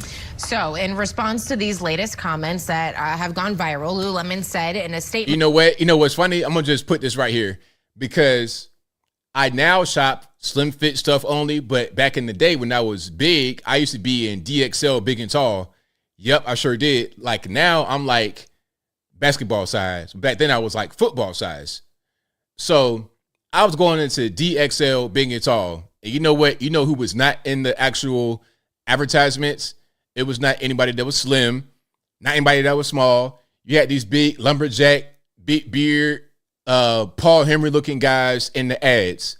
Okay, guys with these big feet, all this, they had those kind of guys in the ads. Okay, you go to Lane Bryant, they're not going to have who's a skinny model. You're not going to have old school Tyra Banks in the pictures. You're not going to have Gisele Bundchen. You're not going to have them as the models. You're going to have plus size women as the models because you are in a place where the brand is for that kind of person. So that's not really your problem to have a big and tall place cater to big and tall in the marketing. But it's somehow an issue for an athletic company to target athletic people. Make it make sense. Quote, Chip Wilson does not speak for Lululemon. His comments do not reflect our company views or beliefs. It is a very different company today than when he left. Founder of Sticky Branding, Jeremy Miller, joins us now. Jeremy is a globally recognized marketing consultant, branding expert, and best-selling author. Jeremy, welcome to the show. And this situation is a little sticky. It is a little sticky. So you're a good guest to have on, my friend. Exactly. Wilson, as we know, is just no stranger to controversy. I mean, those are just two things, I'm sure, of a long, long list of things he has said in the past. From a business perspective, though, what impact do comments like these have on a business?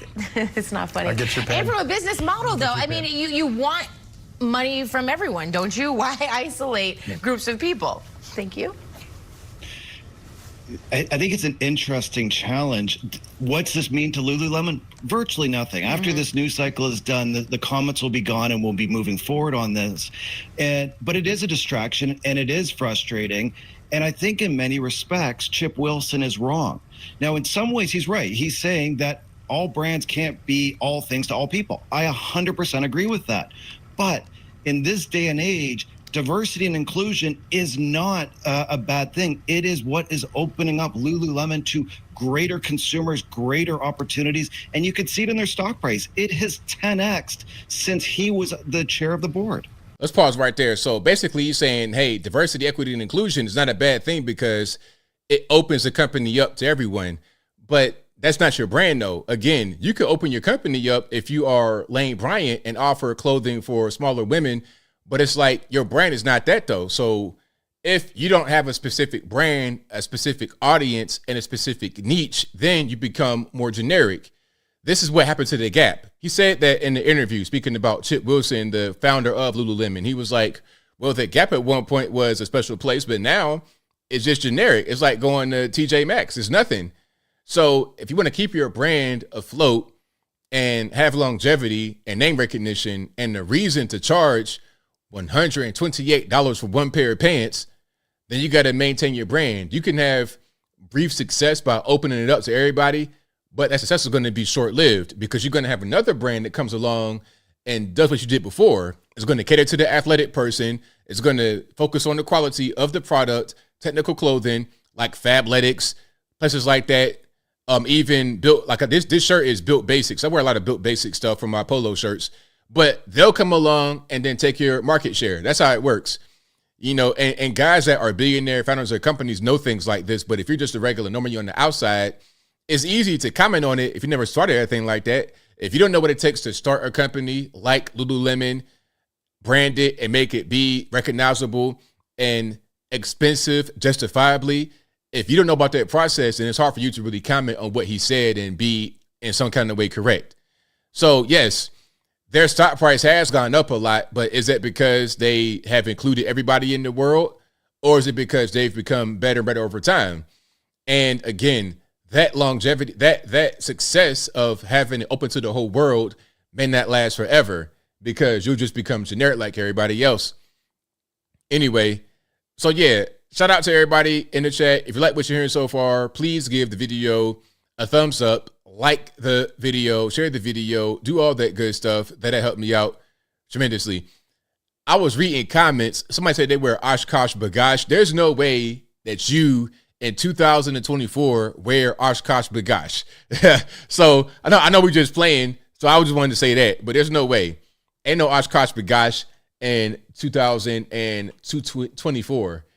Now, we got a lot more, actually. I got a lot of videos I've not been able to really check out yet. So y'all hang tight. I'm not sure where I'm going to go next. I think I'm going to talk about what am I going to bring up next? I got so much going on. I don't know where to go. Oh, let's go to the courtroom kerfuffle. I'm not sure if I played this last time, but I have a longer video. I'll play it again for you guys. A taste. Now, this is crazy. And the backstory here, this guy, Deborah DeLone Redden, 30 years old, extensive rap sheet. I think he already had 3 felonies on his record, at least 2 on his record. Already been to prison 2 times before. Has been diagnosed with bipolar, also schizophrenia. So again, I'm no mental health expert, but the guy, as you're going to see in a moment, leap over this bench and attack the judge. This guy has diagnosed mental disorders and schizophrenia. Like, isn't that when you hear voices in your head telling you to do certain things or just kind of bothering you? So you're hearing voices, you got crazy mood swings, you got a violent record. All your crimes are violent, all of them. You're not talking about possession of weed. You're not talking about a traffic ticket. You're talking about assault, battery, robbery, assault, gun, assault, battery, assault. You got all that going on and you're being sentenced. So you've gone through the trial phase. You've gone through the conviction phase. Now you're being sentenced to prison again and you're not in shackles. Why? I don't get it. I was reading comments and then somebody said, well, in some jurisdictions, they don't want to have you in shackles because it makes you like you're guilty and makes you look, but he's already convicted. So what are we talking about here? So let's check it out one more time. Something else because I just can't with that history. In accordance with the laws of the state of Nevada, this court. Hey!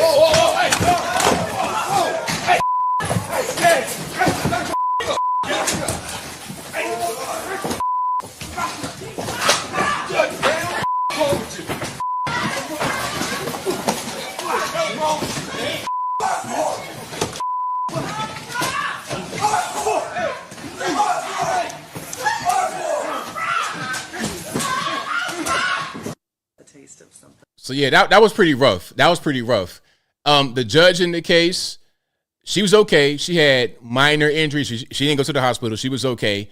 Now, one of the officers back there, I forget who it was. I think I wrote it in my article. Let me pull it up right quick so I can read it. But one of the officers got a separated shoulder. Like, he was in pretty bad shape. Let me see if I can find it here. Okay. Now, it said a courtroom marshal who came to her aid suffered a gash on his forehead and a dislocated shoulder. So he was pretty well off. I mean, pretty bad off, not well off.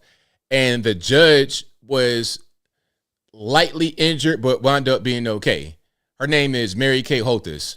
Okay. She was not seriously injured. She did not go to the hospital. She was all right. Now, this guy now has a bunch of more charges on his back.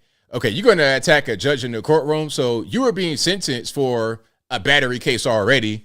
Now you got more charges. You got assault on a peace officer for attacking the judge and the officers behind the bench. Anybody that was right there behind the bench, you get in charge for attacking all of them. So I'm not quite sure how much time he was going to get for what he was being convicted on. I mean, he pled down, so it wasn't going to be that bad. It could have been worse, but now it probably is going to be worse than the initial charge before you pled down, before you came to court that day. But again, if you have all of that going on, why would you not be shackled? You're being sentenced. You've already been convicted. you should already be in custody. You probably were already in jail. Like, if you get convicted, isn't that, okay, you go to jail now? You stay in jail until you're sentencing, or are you able to get convicted and be out and then come back when it's time to go to jail when you serving your sentence? How does that really work? I don't really know. You guys let me know. Again, that's in Las Vegas. Exactly, Boomhauer. Where is the social worker to calm him down? Right. You get called to that guy's house as a social worker pushing the clipboard. He's regular talking, because before this attack, they were talking normally about his past. He's talking about, I got a job with the Teamster making $20 an hour. And, I shouldn't go to jail because of my prior history. I'm turning my life around. He was just regular and normal. So imagine you are a social worker going to his house, checking up on him during doing a welfare check, right, on this guy's house. You show up, talking normal. All of a sudden, boom, he snaps. And now you got this guy, could be high on drugs, all of that, just attacking you. You getting beat senseless. Ain't no way. Look, if I am a social worker, I'm carrying my pistol, okay? And if I get sent to the joint, then so be it. I'd rather be judged by 12 than carried by 6. But anyway, I digress. If you like what you're hearing so far, please give the video a thumbs up, like the video, share the video, do all that good stuff. That'll help me out tremendously. Lynn says, I read the comments on IG where people said that's what she gets for smirking while reading the judgment. That's crazy. That's ridiculous. At the end of the day, this guy is the one getting sentenced, not her. He's the guy with the long rap sheet, not her. He's the guy that attacked somebody else. So, I wonder if they think that the person he beat up to go to jail to begin with, and the person before that, and the person before that, and the person before that, do they think that they deserved it? Like, what are we talking about? And really, she was pretty calm and cool with him. It was a cordial conversation until he snapped and decided to jump over the bench and attack her. So yeah, whatever he was gonna get before, whatever the sentence was before, congrats, sir. You done earned a whole lot more time on top of that. Okay, now there's more. I want to show you guys where we get to the calls, so y'all hang tight. Shout out to Katt Williams. You guys saw that special. I covered that last time. But I think what I want to do right now is show you guys a video of Katt Williams. I'm not sure where this is from. It could have been from a long time ago. It could have been recently. I have no idea. But there's a tad bit of cursing. But I want to show it because I think it's pretty important. Okay? So if you got youngins that can't hear a few curse words, pardon me, cover the ears up right quick. It's going to get a little bit cursy. All right. Let's check it out. And RIP to the headphone users. Motherfuckers think they can live in this country and then still be allegiance to another fucking country. If you love another country more than you love America, motherfucker, then get to step into that bitch.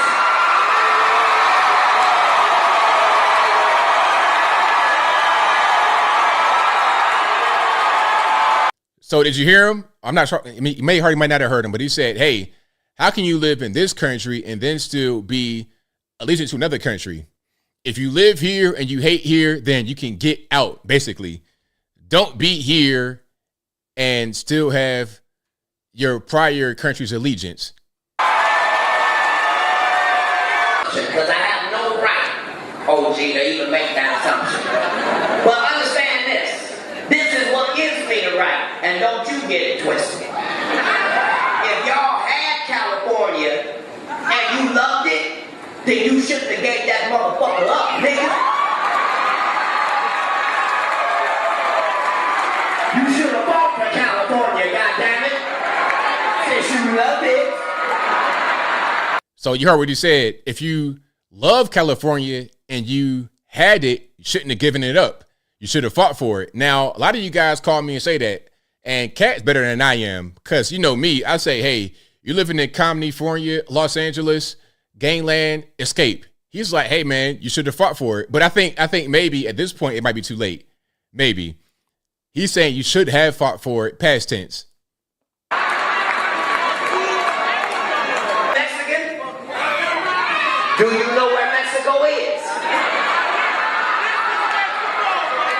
No, this ain't Mexico. It used to be Mexico, motherfucker, and now it's Phoenix, goddammit.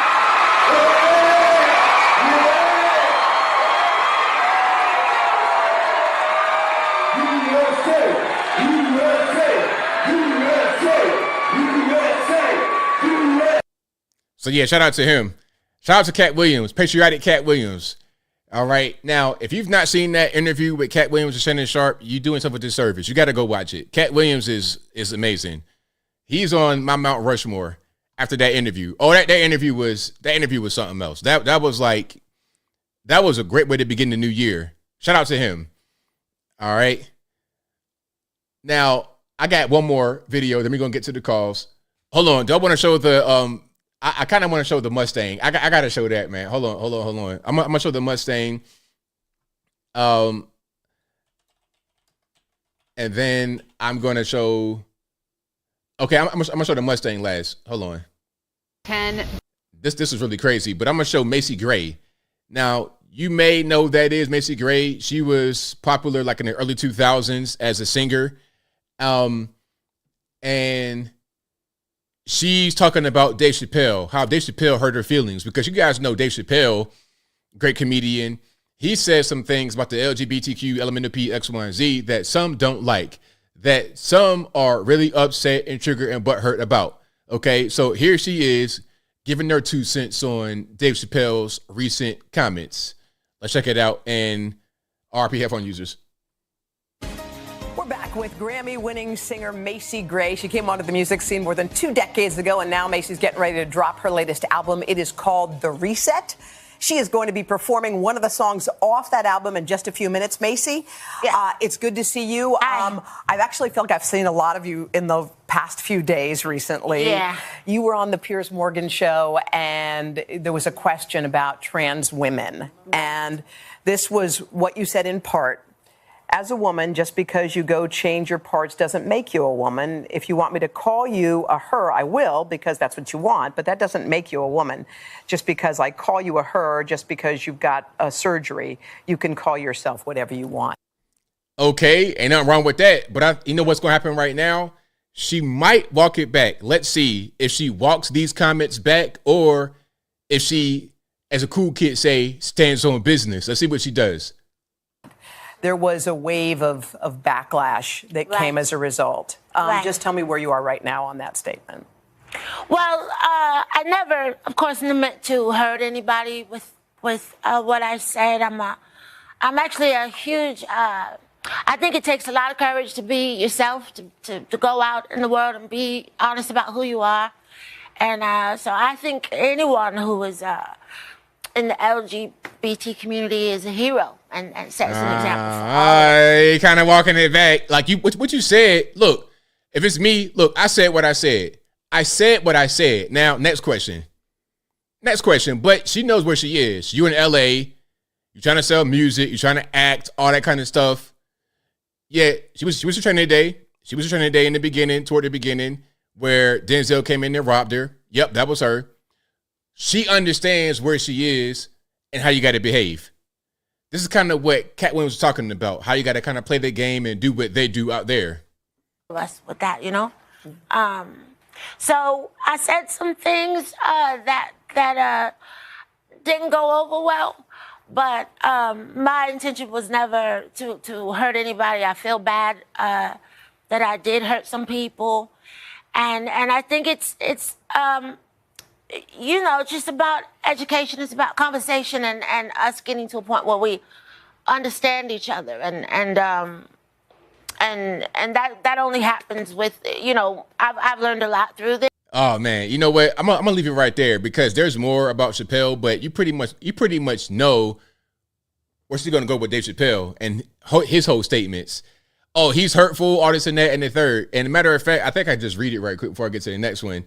Her comment was, but Chappelle's routine is not edgy for a couple of reasons. One, there's nothing dangerous about picking on the community with no real institutional power to fight back. Now, my thing is, how does the LGBTQ element of P not have power to fight back? I feel like whenever you say anything about them negative, you got to go jump through hoops of fire to be able to get your career back, to get your life back, your livelihood, all that kind of stuff. You gotta, your whole life can be vanished, taken away from you if you speak ill of the LGBTQ elemental P, and also the guys over there with the hats. You know, the hat guys, the white guys with the hats. Talk about them and talk about the LGBTs, you got a problem. And shout out to the white guys with the hats, though. Ain't no beef against them. I'm just saying, it is what it is. Okay? And the reason why I say white guys is because there's other guys that got hats that are not white who are not in the equation, but I digress. Let's get to the Mustang that got allegedly vandalized. Disturbing video from San Pedro where a man wakes up to find his newly painted sports car vandalized with racist slurs and a swastika. And the victim says it is not the first time people of color have been targeted in his neighborhood. KTLA's Rick Chambers live in San Pedro with a story you'll see only on 5. Rick. Yeah, Micah, while other vehicles in this man's neighborhood have also been vandalized in recent months, this one seemed more race-based and personal.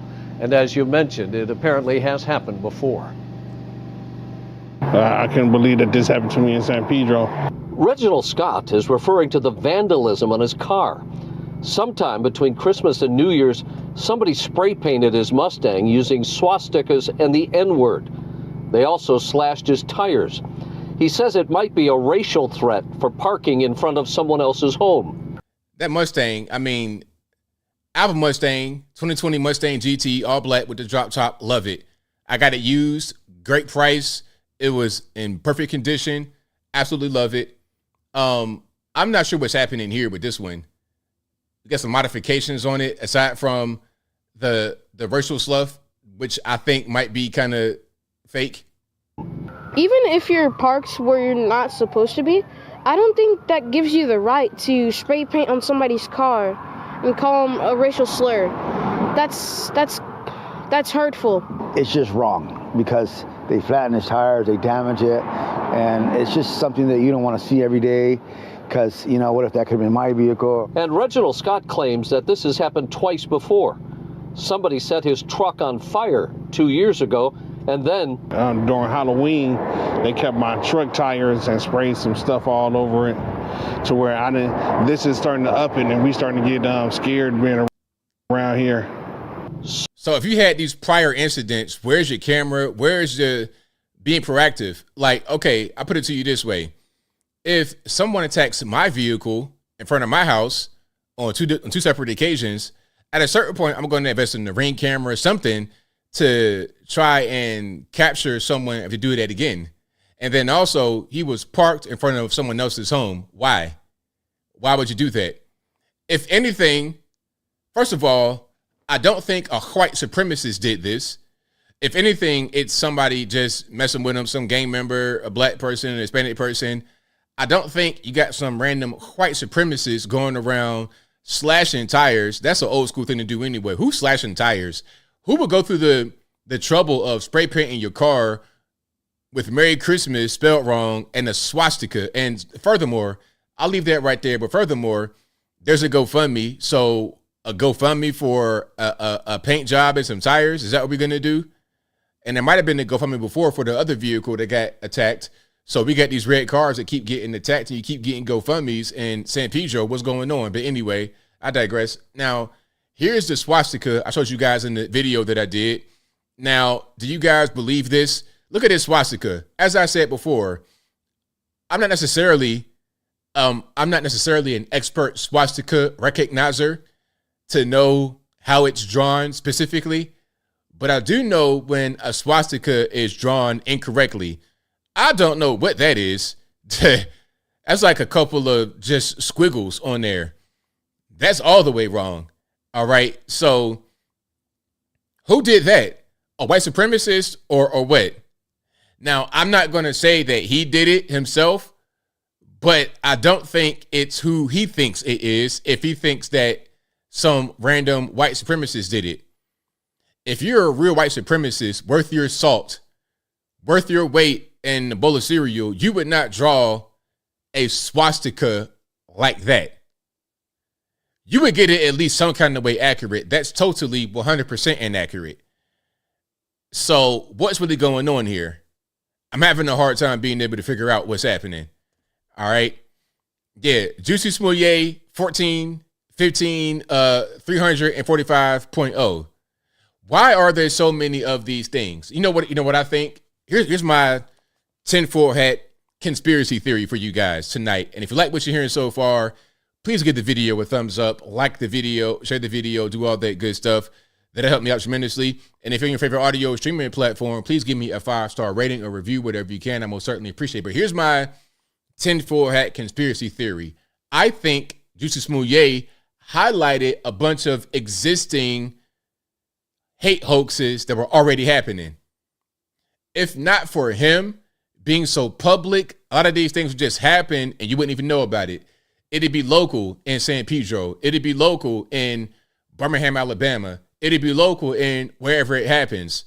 Okay, a toddler walking down the street and they don't know what a toddler is, and then it just happened to find the girl and she's okay. A GoFundMe happens and it's not a big deal. But since we've been able to highlight that there are these hate hoaxes, and we have the internet, and we have the ability to go viral, now they're all being discovered. Now things that were already going on are already, they're starting to get out there to the general public. I think we've had more fake hate hoaxes and hate hoax attempts than real actual hate crimes. Maybe I'm exaggerating, but I think I might be a little bit on point here. A little teensy bit on point. Now, some are going to say copycat. I understand that, but it's like, why would you copycat Juicy when he failed? It's like, okay, if I'm going to do a copycat, maybe I will copy a thing that actually worked. But then again, they're trying to say, you know what? I can do it better than he did. I'm not going to be so dumb and, have some Africans come beat me up. I'm going to have some real white guys do it. Or I'm going to have some guy spray paint my car for X amount of money and start a GoFundMe. And now I gave him a little piece of it. Okay, look, spray paint my car, white guy in the neighborhood. Your name is Jose Valdez, but you're a white guy. White enough, close enough, light skin. Spray paint my car. I'll give you X, and then I'll get a GoFundMe, and I'll get it back on the back end. That could be what's happening right here, but I digress. We got super chats on deck. Then I'm going to get to the calls. The number to call, 434-658-1220. Again, 434-658-1220. Thank you to Apple Bacher All Puff Daddy, who says, Merry Trumpmas. J6 was an inside job. God bless. Thank you for that. Thank you to Apple again, who says, God free the imprisoned. People in solitary for J6. Thank you for that. I appreciate you. Thank you to Apple again, who says, remember the only people that died on J6 were MAGA. Shout out to Jalapeno Ketchup, who says, hi, ABL. Got your Lululemons on? I sure do. Got them on right now.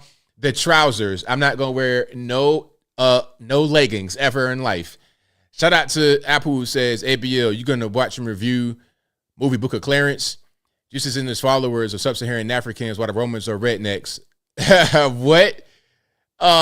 Yeah, I don't know about that. You know what? I might have to watch it. I like watching stuff that's kind of cringe. And, this whole thing about, like, anytime you get into religion and trying to assign a face to it, it's kind of weird to me, because it should be more about what's in the book. But I don't want to go down that road because I already taught politics. I don't want to make it more controversial by bringing religion into it.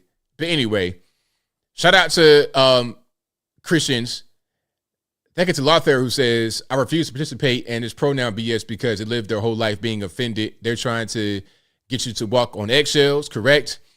He also says they cry about J6, but they completely ignore the dead bodies that this current administration has produced with all these foreign wars. Total hypocrisy. Right on. Thank you to Santo Bartez, who says, it's amazing how the neocons can claim Russia's army lost 87% of their troops and simultaneously be this massive threat to Poland and the rest of Europe. The mental gymnastics, 2024 is going to be wild. That is a very, very good point. It's like, okay, they're decimated. They're on their last leg. They can't fight us anymore, but if we don't keep fighting and keep giving Ukraine billions upon billions upon billions of dollars, they're going to take Poland. They're going to take all of Europe. It's going to be the Iron Curtain all over again. Dumb stuff, right? They're going to bring back East Germany. They're going to build the wall back up. Stupid stuff. Anyway, great point. They get to Rock Revolution 2, who says, hey, ABL, would you consider doing a collab with Black Conservative Perspective? By the way, I'm still on the lookout for some, excuse me, X, Y, and Z person merch. I won't do merch about somebody else. That's not me. But I've done things with BCP before. I'm definitely interested for sure. Whenever we get time, we can do something else. And thank you to him again. He says Nikki Haley is a Rhino Obama. Nikki Haley is like the worst of Republicans and the worst of Democrats combined into one person. So I don't know why the media thought she'd be a great person to trot out there to try and compete against Trump for primary votes. I have no idea. Like, I mean, you might as well dug up Dick Cheney. I mean, pardon me. You might as well dug up John McCain. I'm surprised Dick Cheney's still living. Like, this guy, Dick Cheney is like a villain. Dick Cheney is like the guy from Batman with the big cigar. You know what I'm talking about. Mr. Freeze, whoever that was. He's like that. A whole cartoon villain. How are you going to shoot a guy in the head and then have the guy go on TV and apologize to you for getting shot? I've played that clip many times. I'm going to play it one more time and then I'll move on.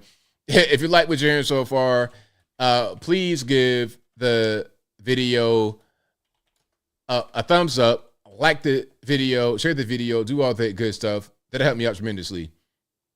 Okay, so here it is. Now, they were out there hunting, I suppose, and Dick Cheney had a shotgun with birdshot in it, I think, or a rifle. I think it was a shotgun with birdshot. And this guy right here, Whittington, accidentally, quote unquote, accidentally got shot in his head by Dick Cheney. And this guy went on TV and apologized to Dick Cheney. Watch this. This is the most gangster thing I've ever seen in my entire life. My family and I are deeply sorry for all that Vice President Cheney and his family have had to go through this past week. We send our love and respect to them as they deal with situations that are much more serious than what we've had this week. Yo, you see his eye? He got shot. It's birdshot. It wasn't that bad. He got shot and apologized to Dick Cheney on camera at a press conference. Sorry for him and his family what they had to go through, because me getting shot, that ain't really that bad. You know, it's whatever, right? I mean, I mean that right. When I saw that, I'm like, okay, these guys in politics got power. These guys got big power. So yeah. The moral of the story is, don't go hunting with Dick Cheney, because if you get deleted, it'll be your fault, and you be on TV apologizing from the grave. You be in your casket talking about some, hey man, I'm sorry I got deleted by Dick Cheney. He has more important things going on, like his daughter losing in Wyoming. But anyway, let's get to the calls here. The number to call is 434-658-1220. Again, 434-658-1220. There's also an email for Skype in the description box. You can be right here, bottom left-hand corner of the screen. Yeah, I'm sorry you shot me. I'm sorry for getting shot. My fault. Yeah. All right, let's keep on rocking and rolling. The number to call, again, 434-658-1220. The number is always in the ticker and also always in the description box. All righty. Let's see what's happening here. Now, here goes Skype acting up again, as it always does. Let me just give it a little bit of time to get started up. It always does this. But yeah, that's what Skype does. They're pretty much known for that. Here we go. 575, you're on the line. Who am I speaking to?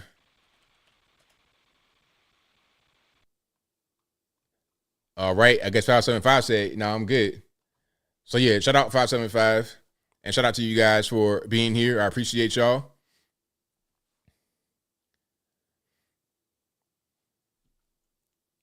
Yeah, I mean, it was an accident. they said it was an accident. I'm not quite sure about that because, anytime you see a politician speak, they're lying. Just think about it that way. 443, you don't learn. Who am I speaking to? Hey, ABL, this is your friend L from Baltimore. All righty, what's going on? Man, when you recounted your experience with COVID, that just really struck a nerve with me, as with everybody on this show.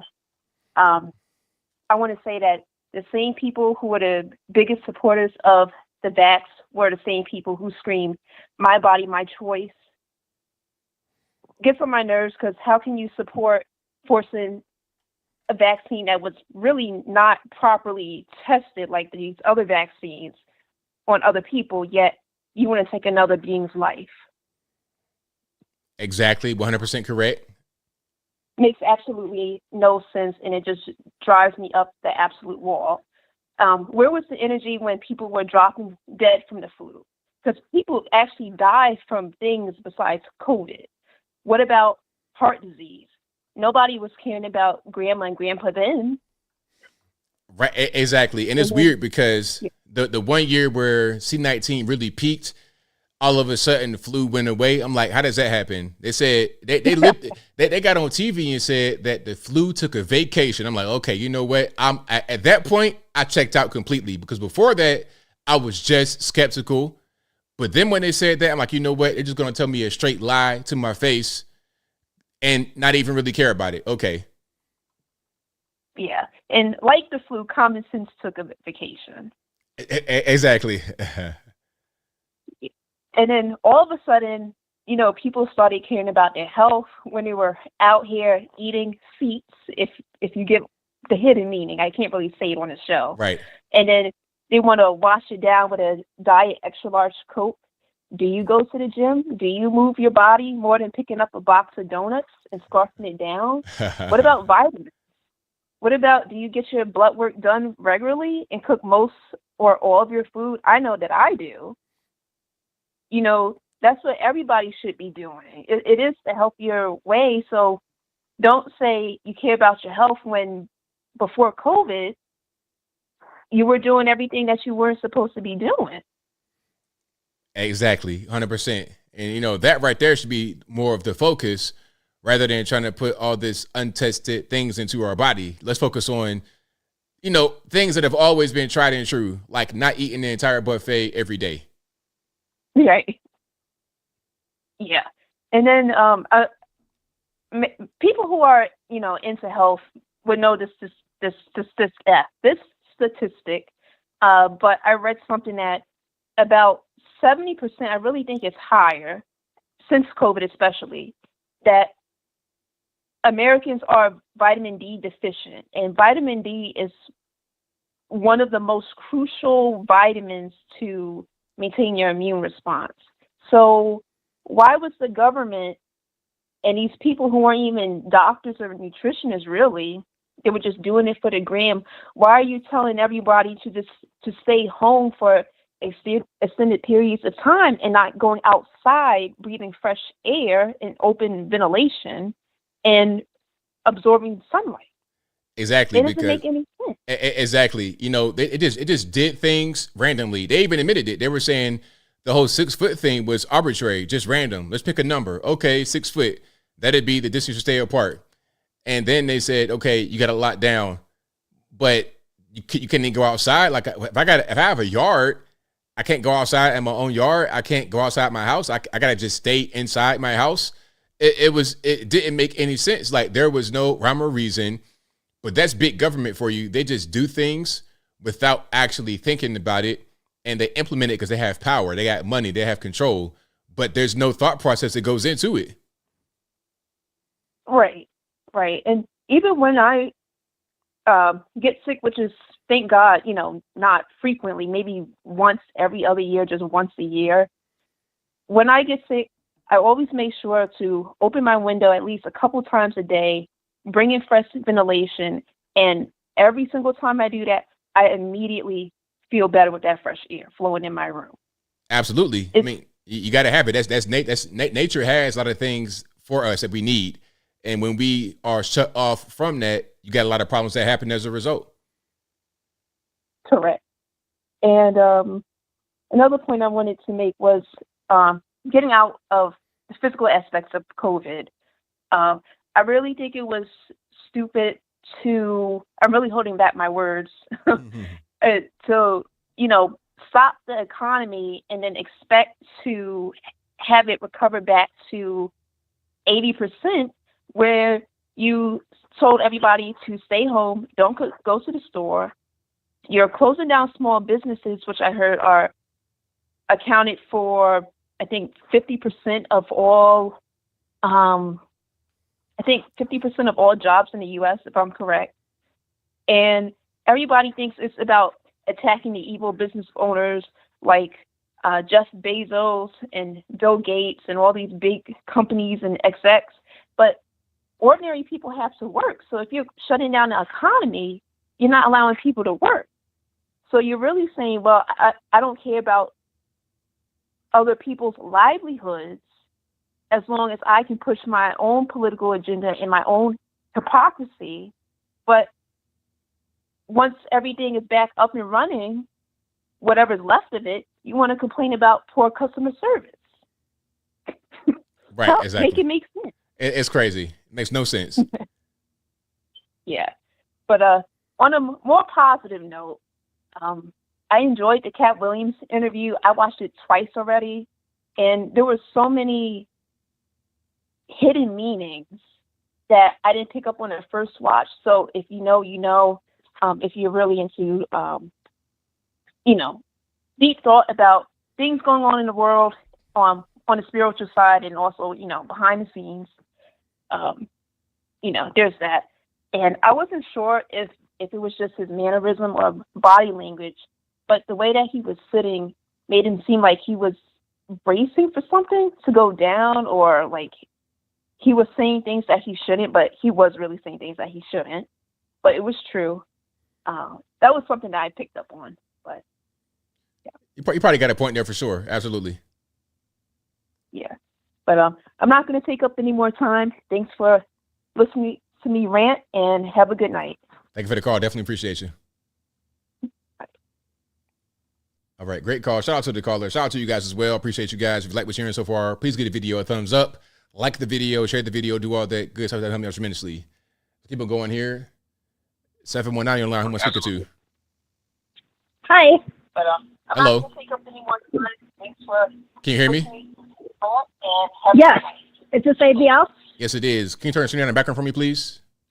Yes, I did. All righty. What's happening? Hi. I was calling about the shooting, or not the shooting, the thing that happened with the judge in Las Vegas. Yes. I have a really good friend. I mean, we talk 2 or 3 times a day. She lives there. I'm in another state. And she told her husband was there. He was a marshal. So I know exactly what happened. And there's a lot of misinformation still not being released. So clue me in. What's going on? Okay, the guy did, in fact, he had several priors. He had domestic violence. He had a few other things going on. He thought he was going to get probation again. Again, keyword again. And if you listen to the judge right before he starts going for her, she's saying, I can't let this go again, like just probation. Okay, I see. Wasn't going to give him probation. He was going to have to do some time, and that's what flipped him out. Yeah, see, I think what should be going on is, rather than giving them slaps on the wrist and things of this nature, it's like, okay, you have these violent crimes. If you actually do time for your crimes, then you wouldn't be in the state where you're surprised, where you actually get punished. So maybe that's probably how I should go forward from now on. When you do crime, do the time rather than getting slaps on the wrist. Exactly, but that goes back to 2020 when there was no bail in through the outdoor and stuff, and they've gotten so used to doing it. Now these people are shocked when they're actually getting sentenced. Right, absolutely. And Okay, I'm going to let you go because I know you have other callers, but I want to let you know I have been a major long-time visitor. I'm a first-time caller, so I'm kind of scared right now. But the other thing was I was with you when you had 3,000 subscribers. Wow. Thank you for that. Back in the day. So I've been with you. Well, you're doing a great show, and you're doing a great service for people. Thank you. Thank you. I appreciate you. Thank you for the call. Thank you. Bye. Wow, it's way back. 3,000 subs. You talking about 2015, that era? Maybe 2016 at the latest, at the earliest. Wow. So yeah, shout out to her. And shout out to you guys as well for being here. I appreciate y'all. But, you know, that whole soft on crime, obviously it don't work. Soft on crime, okay. You're soft on crime and you give the person probation. They go out, recidivize. Then when it's time to actually go to prison, for real, they don't want to accept it because they're used to the soft on crime policy. You can't win.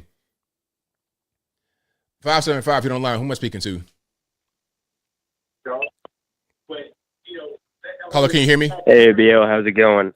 It's all good, man. What's happening? Give me 1 second, let me mute my TV. Long-time listener, first-time caller, definitely was not expecting to get through. Was just calling to say I love your work. Keep doing what you're doing. And world's getting scared, everybody. Time to arm up. That's what the Second Amendment is for. Take care. Bye-bye. Thanks for the call. Appreciate it. All right, shout out to the caller. Let's keep on rocking. 859, you're on the line. Who am I speaking to? How's it going, man? It's all good, man. What's happening? Oh, man, just watching the show, listening. I can't be too long. I'm at my other job. I'm on my 15th.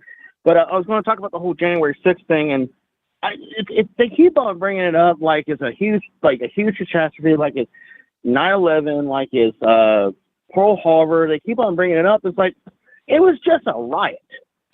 That's all it really was. Right. And yeah, I think there was a bit of an inside job because you got officers like video evidence literally letting them in. So how you cannot say it's not an inside job? Absolutely. I mean, it was pretty clear what was going on, but you know, people the narrative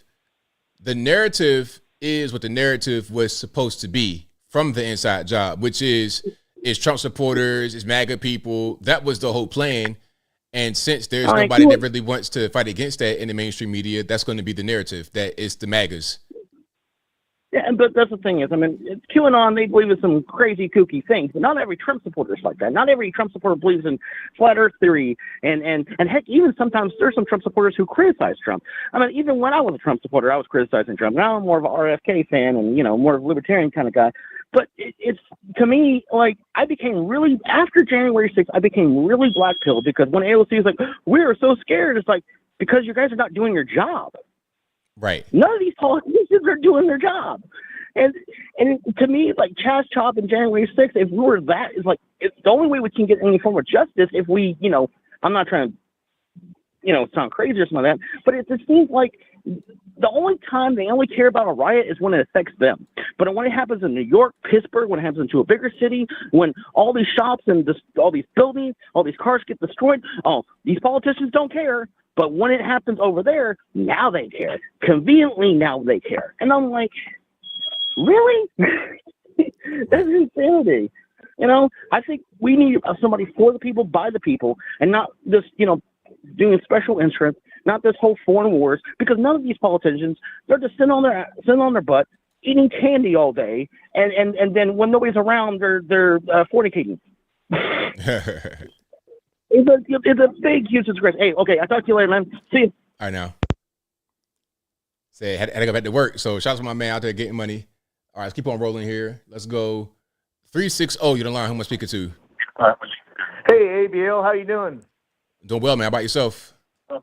Not too bad. This is Vince out of Washington. I just wanted to give a little PSA. I know it's a little off topic for tonight's show, but I wanted to mention, you know, in the spirit of January 6th, that Tucker Carlson had a really good show with Clay Higgins explaining how how Clay Higgins, under his investigation, has found over 200 plus FBI agents, at least at the J6, Capitol, quote unquote, insurrection. And I just wanted to make sure that everybody should listen to that show. I didn't know if you had a chance to look at it, but I do think that you should take a look at it. Oh, I definitely will. Sounds very interesting. Like I need to really watch and see what's happening. Absolutely. Yeah, it just came out. Like I said, I feel like it's important for everybody to kind of know, to look into it and kind of go from there. But Clay Higgins has done a lot of investigative work, and I just wanted everybody to hear it. I mean, it is January 6th, so 3 years after the whole crap show. I just wanted to mention it, and I appreciate your work. I watch you all the time, and that's simple as that. Thank you for the call, man. Definitely appreciate you.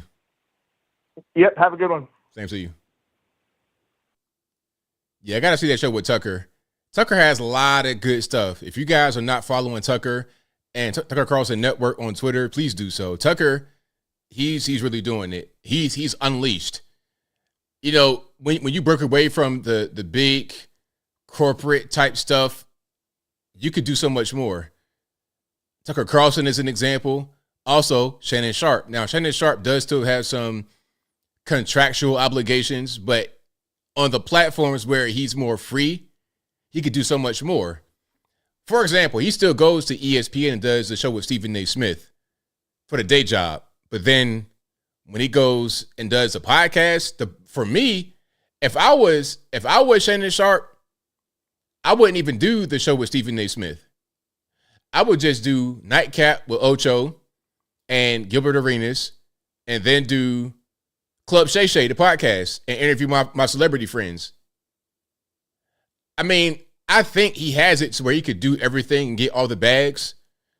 But if I was him, I would just expand my podcast and my off ESPN stuff. That's just me. But I think the way that Nightcap is, and also Club Shay Shay, I think it's still going to be Fox production. I think they record the Katt Williams interview at Fox Studios. So a lot of what you see, like on the internet, a lot of these podcasts and things of this nature, it's a whole team behind them. Patrick Bet David, Valuetainment, great show. It's a whole team behind that podcast. Candace Owens show, it's a whole team behind that. Of course, you got Daily Wire. Then they got a whole team behind that. With me, it's just me.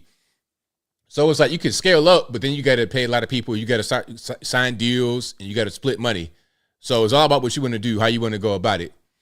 That's really it. But yeah, shout out Patrick Bet David. Shout out and Tim Pool, same way. Shout out Tim Pool, Patrick Bet David. I would go on all their shows. Tim Pool, they reached out to me, but they never hit me back. So whenever they're ready to hit me back, and whenever they're ready to pull the trigger, I'm over there wherever he lives, West Virginia, probably Berkeley Springs somewhere close to DC. I'm out there all day long. Yeah, Shannon Sharp still goes to ESPN. That's right. Exactly. It's a bag on the table. Why not get it? Now, Shannon Sharp used to be on Fox Sports 1 with Skip Bayless, and then he left there and went to ESPN with Stephen A. Smith. But if it was me, I would focus on my off ESPN activities. But I understand he's probably getting a crazy bag of money into the big M's of money for that. And then he probably takes that money. Well, here's what could happen. He might be investing a piece of that ESPN money into the off ESPN stuff. You got your own liquor. You have the DraftKings sponsor, which is a carryover from the Fox show, because they were also a sponsor on Fox Sports 1. You may know some of the guys over there, and they may know you. I got a relationship. So now when you go to your own platform, it's like, okay, come on over to this platform, DraftKings, and I got my own brand. That'll be the sponsors of the show. Michael Irvin. Shout out Michael Irvin. Yeah. His brother, who's his brother? You talking about Sterling Sharp? I've not seen Sterling do anything on the media Nah, he's just been pretty private after football. 904 online. Who am I speaking to? Hey, how you doing, buddy? This is Nikki. Hey, did you watch the new Dave Chappelle special? I've not seen it. Is it on Netflix? Yes. It's called The Dreamer. Okay. I've not seen it, but I heard a lot about it. Honestly, okay. So he talks about transgender, Hollywood, all that stuff. And I think you should listen to it, but honestly, I don't think it's that funny compared to his other specials. But my question is this. Dave Chappelle makes a couple of good points. One of them being about how you can't touch transgenders. And so he limited his jokes about transgender that night. But so my question to you is, do you think that transgenders are untouchable? And so what is your comment on that?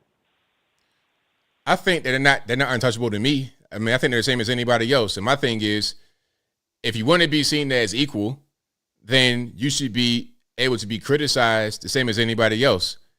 So no, they shouldn't be untouchable. I don't think so at all. Well, one of the things he did was he targeted handicapped people instead, and that was kind of like the running joke. Like instead of transgender people, I'm going to target handicapped people. But at the same time, I feel like it was good. Honestly, man, like I don't think it was as good as his last special. But if you haven't listened to it yet, go ahead, man, because it was good. And I want to know what your opinions are on, do you think transgender people could be untouchable in any kind of comedic situation? And that's all I got. Thanks for the call, man. Appreciate it. All right. Oh, yeah. So I don't care what you are. You could be Transformer. You could be a regular person. I don't care. You're a human being and you're not like actually disabled. It's on the table. And even if you are disabled, it's on the table, depending upon what you got disability wise. Like if you're in the wheelchair, but you just like if you have sound mind, I don't care if you're in the wheelchair, whatever. Okay, let's all be joked on, me included, everybody. If I'm not going to exclude myself, then why should I exclude you? Why? For what reason? Because you're a transformer? Because you're in the wheelchair? Okay, so what? Ain't nobody perfect. You know what I mean? Like I don't believe in that, especially in the comedy sense. I don't believe in that. Now, I saw a couple of questions that I want to answer. Somebody says, why do I have so many subs and don't get a lot of views in each video? That's YouTube. That's YouTube playing games. And then maybe people just are wanting to hear other things. Like I focus on a lot of politics. I notice when I talk about certain things, it does more. But the subs don't really make a difference necessarily. Not really. I mean, sometimes it can, but not all the time. Sometimes if you got like a new channel and they're like really buzzing, they're going to have low subs, but high video counts per video. And also, if you do low volume with a big buzz, you're going to have more views per video. Like if you go to some of the other platforms with a lot of subs and they put out 3, 4, 5 videos a day, they're going to have lower views per video because people can't watch every video. You see what I'm saying? You'll have higher views on the more important videos because those be the ones you would watch normally. And if I didn't have so many other videos, that would be the only thing that you see is the most important things. Okay, we have this particular thing that happened. Somebody got deleted in front of X, Y, and Z building is really important. Everybody's talking about it. I get to scoop on something. That's kind of how the whole YouTube game works. And then also, I don't really bring on guests. I never really, I do that occasionally, but I've never really done that. And I've been here for a long time. I've been here since 2015. So you're talking about almost a decade of being on YouTube. I've never really brought on guests. I do it occasionally, but that's not really my thing. People don't really watch those videos anyway. I'll prefer to go to a platform where it's built more on having guests. Like a Valuetainment, a Joe Rogan podcast. Joe Rogan is not going to go on the podcast and talk for 3 hours by himself, typically. He's going to have guests. He's going to have co-hosts. Patrick Bet David, same thing. Guests, co-hosts. Candace Owens does not do interviews on her channel either. Okay, it's usually just her talking for a while, like how I talk about topics and things of this nature. And Quiet has kept a lot of people that you may watch, they hit me up and asking me about how to do certain things with the whole live streaming thing, because you said a certain blueprint about how to go, people expect it. So if I come with a guest and then it's like an interview, people not really going to be tuned in. They're going to be like, okay, I want to hear ABL, not this person right here. Unless it's a really big guest, but even with a really big guest, that's not always going to be an attention grabber. For me, the bigger stream would be if it's an election or some kind of special event. Those are always really big for me. But I digress. That's a little bit of inside baseball for y'all if you want to know how things work on the YouTubes. And also, I am trying to build my other platforms. Instagram is pretty big for me. I got 100,000 over there. And I'm also trying to get Facebook cracking. Facebook is still a platform people use.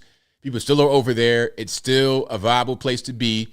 And I know guys that are my age and do things that I do that are really killing it on Facebook. So I'm trying to get that going as well. Just trying to get other platforms going and just trying to, because YouTube's going to be funny. Facebook's always funny. These platforms are weird. Twitter's funny. Instagram, they do whatever they want to do. And you know what's funny is that sometimes, so I have 1/10 of the following on Instagram that I do on YouTube, but sometimes I'll put the same exact video at the same exact time on Instagram and it'll do more than YouTube. But the catch is you don't get paid for Instagram, at least not from ads on your video. It's weird. It's a weird thing, but that's just how it is. But yeah, TikTok, I have a TikTok, but I don't put anything over there because TikTok sucks. TikTok, I tried putting things on there and they're giving me community guideline strikes for simple stuff. Like I had a video of a car going airborne. Nobody died or anything, but it gave me a strike for that. I'm like, really? A strike for that? Talking about dangerous stunts activities. Okay, you can have a dangerous stunts or activity strike on TikTok for a car going airborne and landing with nobody dying, but yet you see all kind of other stuff on there, just inappropriate adult kind of stuff, just really random and weird. It's like the way Twitch is now. Twitch at this point, I wouldn't advise anybody to go over there because Twitch ain't nothing but OnlyFans. Light, it's like a PG-13 version of OnlyFans. It's crazy. All right. But yeah, shout out to you guys. If you like what you're hearing so far, please give the video a thumbs up. Like the video, share the video. Like the video, share the video, do all that good stuff. Rumble is an okay platform, but nobody watches it. Not the way that they watch it on anywhere else. YouTube, Facebook, Instagram, Twitter. YouTube, Facebook, Instagram, Twitter. Rumble. If you see anybody with a big following on Rumble, a lot of that they kind of cook the books over there. A lot of that is not really real. If Crowder got a big back for them, I'm not really sure how. I don't know how. That might just be kind of speculative on Rumble's part because you don't really make any money over there and you don't get any views over there. All right. But yeah, shout out to Rumble though. I mean, I hope that they get to the level of a YouTube or a Facebook one day. That'll be my hope, to have a viable alternative for YouTube. But as of right now, that it's not. People always ask me when, what's the name of that website? The alternative to YouTube. I know what I'm talking about. I forgot. BitChute. Yeah. BitChute at one point was really cracking. Everybody was like, hey man, go on BitChute. I did it. And then people still ask me if I have anywhere else where you can see the videos out from YouTube. And I got all my stuff right there in the box. People don't really watch. They come to people are comfortable with where they're comfortable with. If you go on YouTube every day and that's your primary social media video watching platform, you're not gonna go click a link to go somewhere else. Same thing, Facebook. A lot of Facebookers, they stay on Facebook and nowhere else. Instagram, same thing. People on Instagram asking me, hey, you got a YouTube channel for real? I had no idea. That's how they be. Yeah, now if you see 32,000 watching on Rumble, a lot of that is fake. Quiet as kept. BitChute. T-Star didn't even know what that is. BitChute, what's that? BITCHUTE, BitChute. There's a link for it in the box. So all the time when I post videos on YouTube, they get posted to BitChute automatically. If you go to this video right here and check the description, you'll see the link for BitChute right there. All right. So yeah, shout out to you guys. I appreciate it. Yeah, it's good for what it is. It's good to have an alternative platform for things. You know, but YouTube is still the king. YouTube is the king, and also Facebook. If you can unlock Facebook, you get money because everybody's over there. They got the most users. And Instagram too. Instagram, I'm doing pretty well on Instagram. That's doing good for me. But you don't get paid from that at all. You could get brand deals, but that ain't really nothing. Spotify is just audio. So Joe Rogan podcast, like Spotify for me, I guess it's kind of good if you can hear it in your car. But I use Google Podcasts to hear podcasts.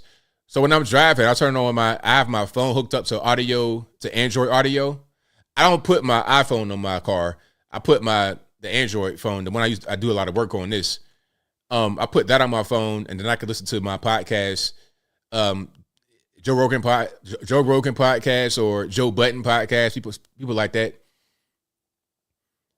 Let me see. Born Again Berrien says, "Hey ABL, is Stephen Crowder still doing his YouTube channel? Is he even still a thing since summer verbal abuse divorce scandals?" Well, I think he's still doing the YouTube channel, but I'm not quite sure it's live.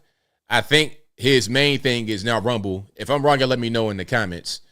But even if you get demonetized, you could still have a presence on YouTube and make money. Just like Fresh and Fit, Just Probably Things, etc. You can still make money. All right, let's keep on going. 406, you're online. Who am I speaking to? ABL? This is me. No way. Absolutely. I got you live, brother. You got me live. I'm watching you right now. Well, it's a delay, so you can't watch me at the same time. Oh man, I've never gotten through, brother. I'm from Montana. I'm just a Marine veteran, and just wanted to call in to say love you, admire everything you're doing, and keep it up, brother. Thank you for the call, man. I definitely appreciate you.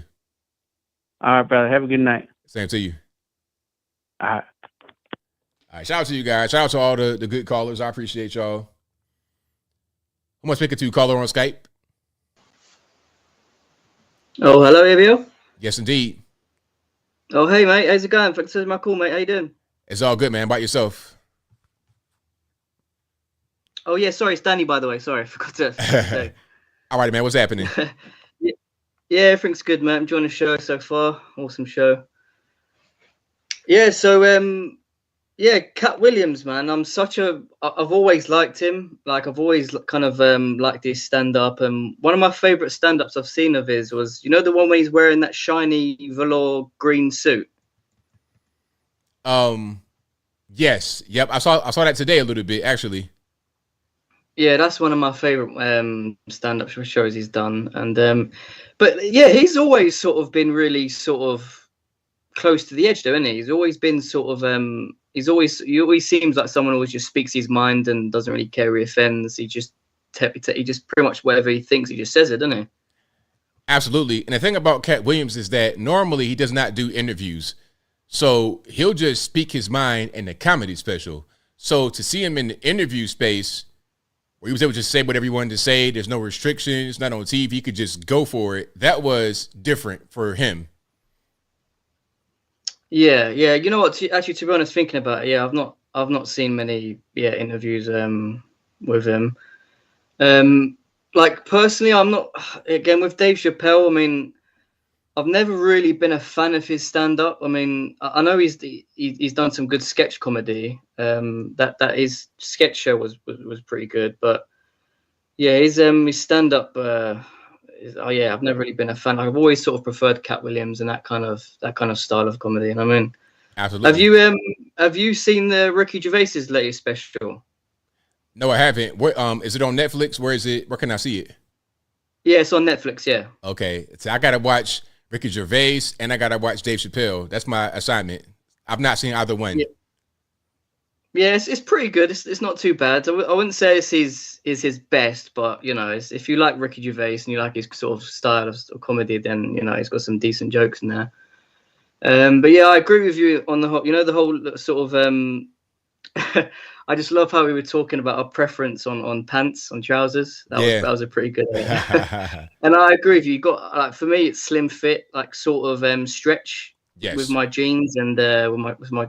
And I agree with you on that sort of style of trousers where it's like it's kind of casual, but it's also smart at the same time. You don't really know that you don't really you can't sort of tell, can you? Really? Exactly. That's the thing. I don't want it to be too casual, like I'm about to just sweatpants or just I'm about to cut the grass, but also not too dressed up. Just a nice middle ground. I like it. Yeah, like luckily nowadays, you know what I mean, with the fabrics of like clothing, you can sort of have both, can't you? You can have the comfort aspect of it and you can also have the style aspect of it. So we live in a good time, man. Absolutely. Yeah, so that's pretty much it. Oh, did you hear about the aliens in Miami? Now, I've been looking at some clips. I can't tell what's going on. I'm going to say that it's fake for now until proven otherwise. Yeah, I mean, again, like from the footage, the video I've seen, it's like you're seeing it from like 10 miles away, and you're just seeing like 500 police cars and a shadow walking past. That's all you can see at the moment. But it'd be nice if one of the police officers pulled out a camera and recorded it. But, right, exactly. You got body cameras and cell phones, so the only footage is from the moon. Okay, makes sense. I mean, hey, maybe the Secret Service turned up and took all their phones off them. I don't know. I mean, yeah, that's something that could be. Yeah, because you remember that a while back where there was like an asteroid going through and then like a police camera picked up like an asteroid going through, and it landed in some back garden, and was it some Mexican guy called up the cops and said it fell in his garden, and he was they're like 10 feet tall and they're looking at me. He was like that, something like that. I remember that. That was crazy. That was nuts. Yes, I've never heard anything since then about like what was it? Did they pick up the craft? Was it like was the clock like what happened to the craft that landed in the backyard? I mean, I think it was just fake. It was just like an attention grabber, because I mean, if something like that happens, you're gonna know. I would presume.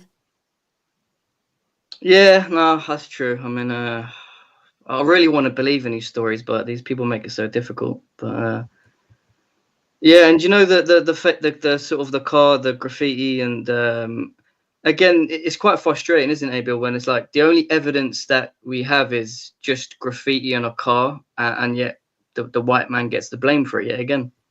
Yeah, like I mean, I'm not going to say anything about anything until I get some evidence, because it's just too easy for somebody to say, okay, it's the white man that did it with no nothing. It's a swastika, poorly drawn, badly drawn. Anybody in the world could have done that. Yeah, and that's the funny thing, ABL, it's how poorly the swastika was painted on. I mean, if you are a true Nazi, a true white supremacist, I mean, you learn that in day one in the white supremacy class of like how to bloody paint a swastika. So again, it's probably the guy's done it himself for publicity or attention or to raise some money. I mean, or it's just some guy with a bad day and is walking past and just decides to do it. I mean, again, it could be, you can make up 100 things and it could be any one of them. Absolutely. Right on. Or LeBron James. I mean, I don't know, one of them. All right, man. Well, thanks again for taking my call, ABL. Great show, mate. Take care. Appreciate it. Thanks for the call, man. Definitely appreciate you. All right, take care, mates. Yeah, bye. Bye. All right, great call. Shout out to my man. And let's keep on rocking and rolling here. You guys are the best audience. Shout out to you guys. 773 the alarm. I'm speaking to ABL, it's retired Chicago police officer friend. Thanks for squeezing my call in, ABL. I just wanted to quickly say, with giving the illegals, this health coverage and allowing them to have this coverage and all that, when there was a car accident on the street and the police show up, the fire department shows up, and there's this horrendous accident, we render aid to everybody. regardless of their citizenship, regardless of their sexual gender and their age, and, regardless of any of this, we give them aid without question. And they're sent to the hospital, and they are given aid at the hospital without any question, and whether, what their ability to pay is and everything else. That's one thing, okay? But it's a whole different thing when you're going to offer all kinds of this coverage to people who are here illegally. This is just another way for them to naturalize these people and to give them full, to pardon everybody and give them all full citizenship and give them the vote. Because they know, like I know and like is for the most part, Biden has done something that is undoable for the most part. Once you let people in here, you're in trouble. Just like that guy from Iran was talking about. A lot of the people were skeptical of him. But here's the thing: when you're on the street and you're meeting people from all over the world, you realize that a lot of them are educated, or a lot of them are self-educated on politics. Why? Because when everything is going good in your life, you don't give it a second thought about politics and everything else. You're entertained by other things. But once things start to go off the rails, like America is now, suddenly politics becomes very important, and people start to educate themselves on what's going on, because it's interrupting their lives. That's why, Joe Biden, you almost can't even say that they're illegal. Why?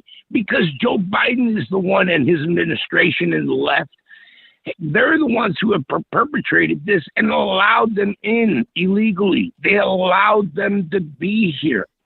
God knows what cells, that we brought over here, terrorists that might wreak havoc on this country.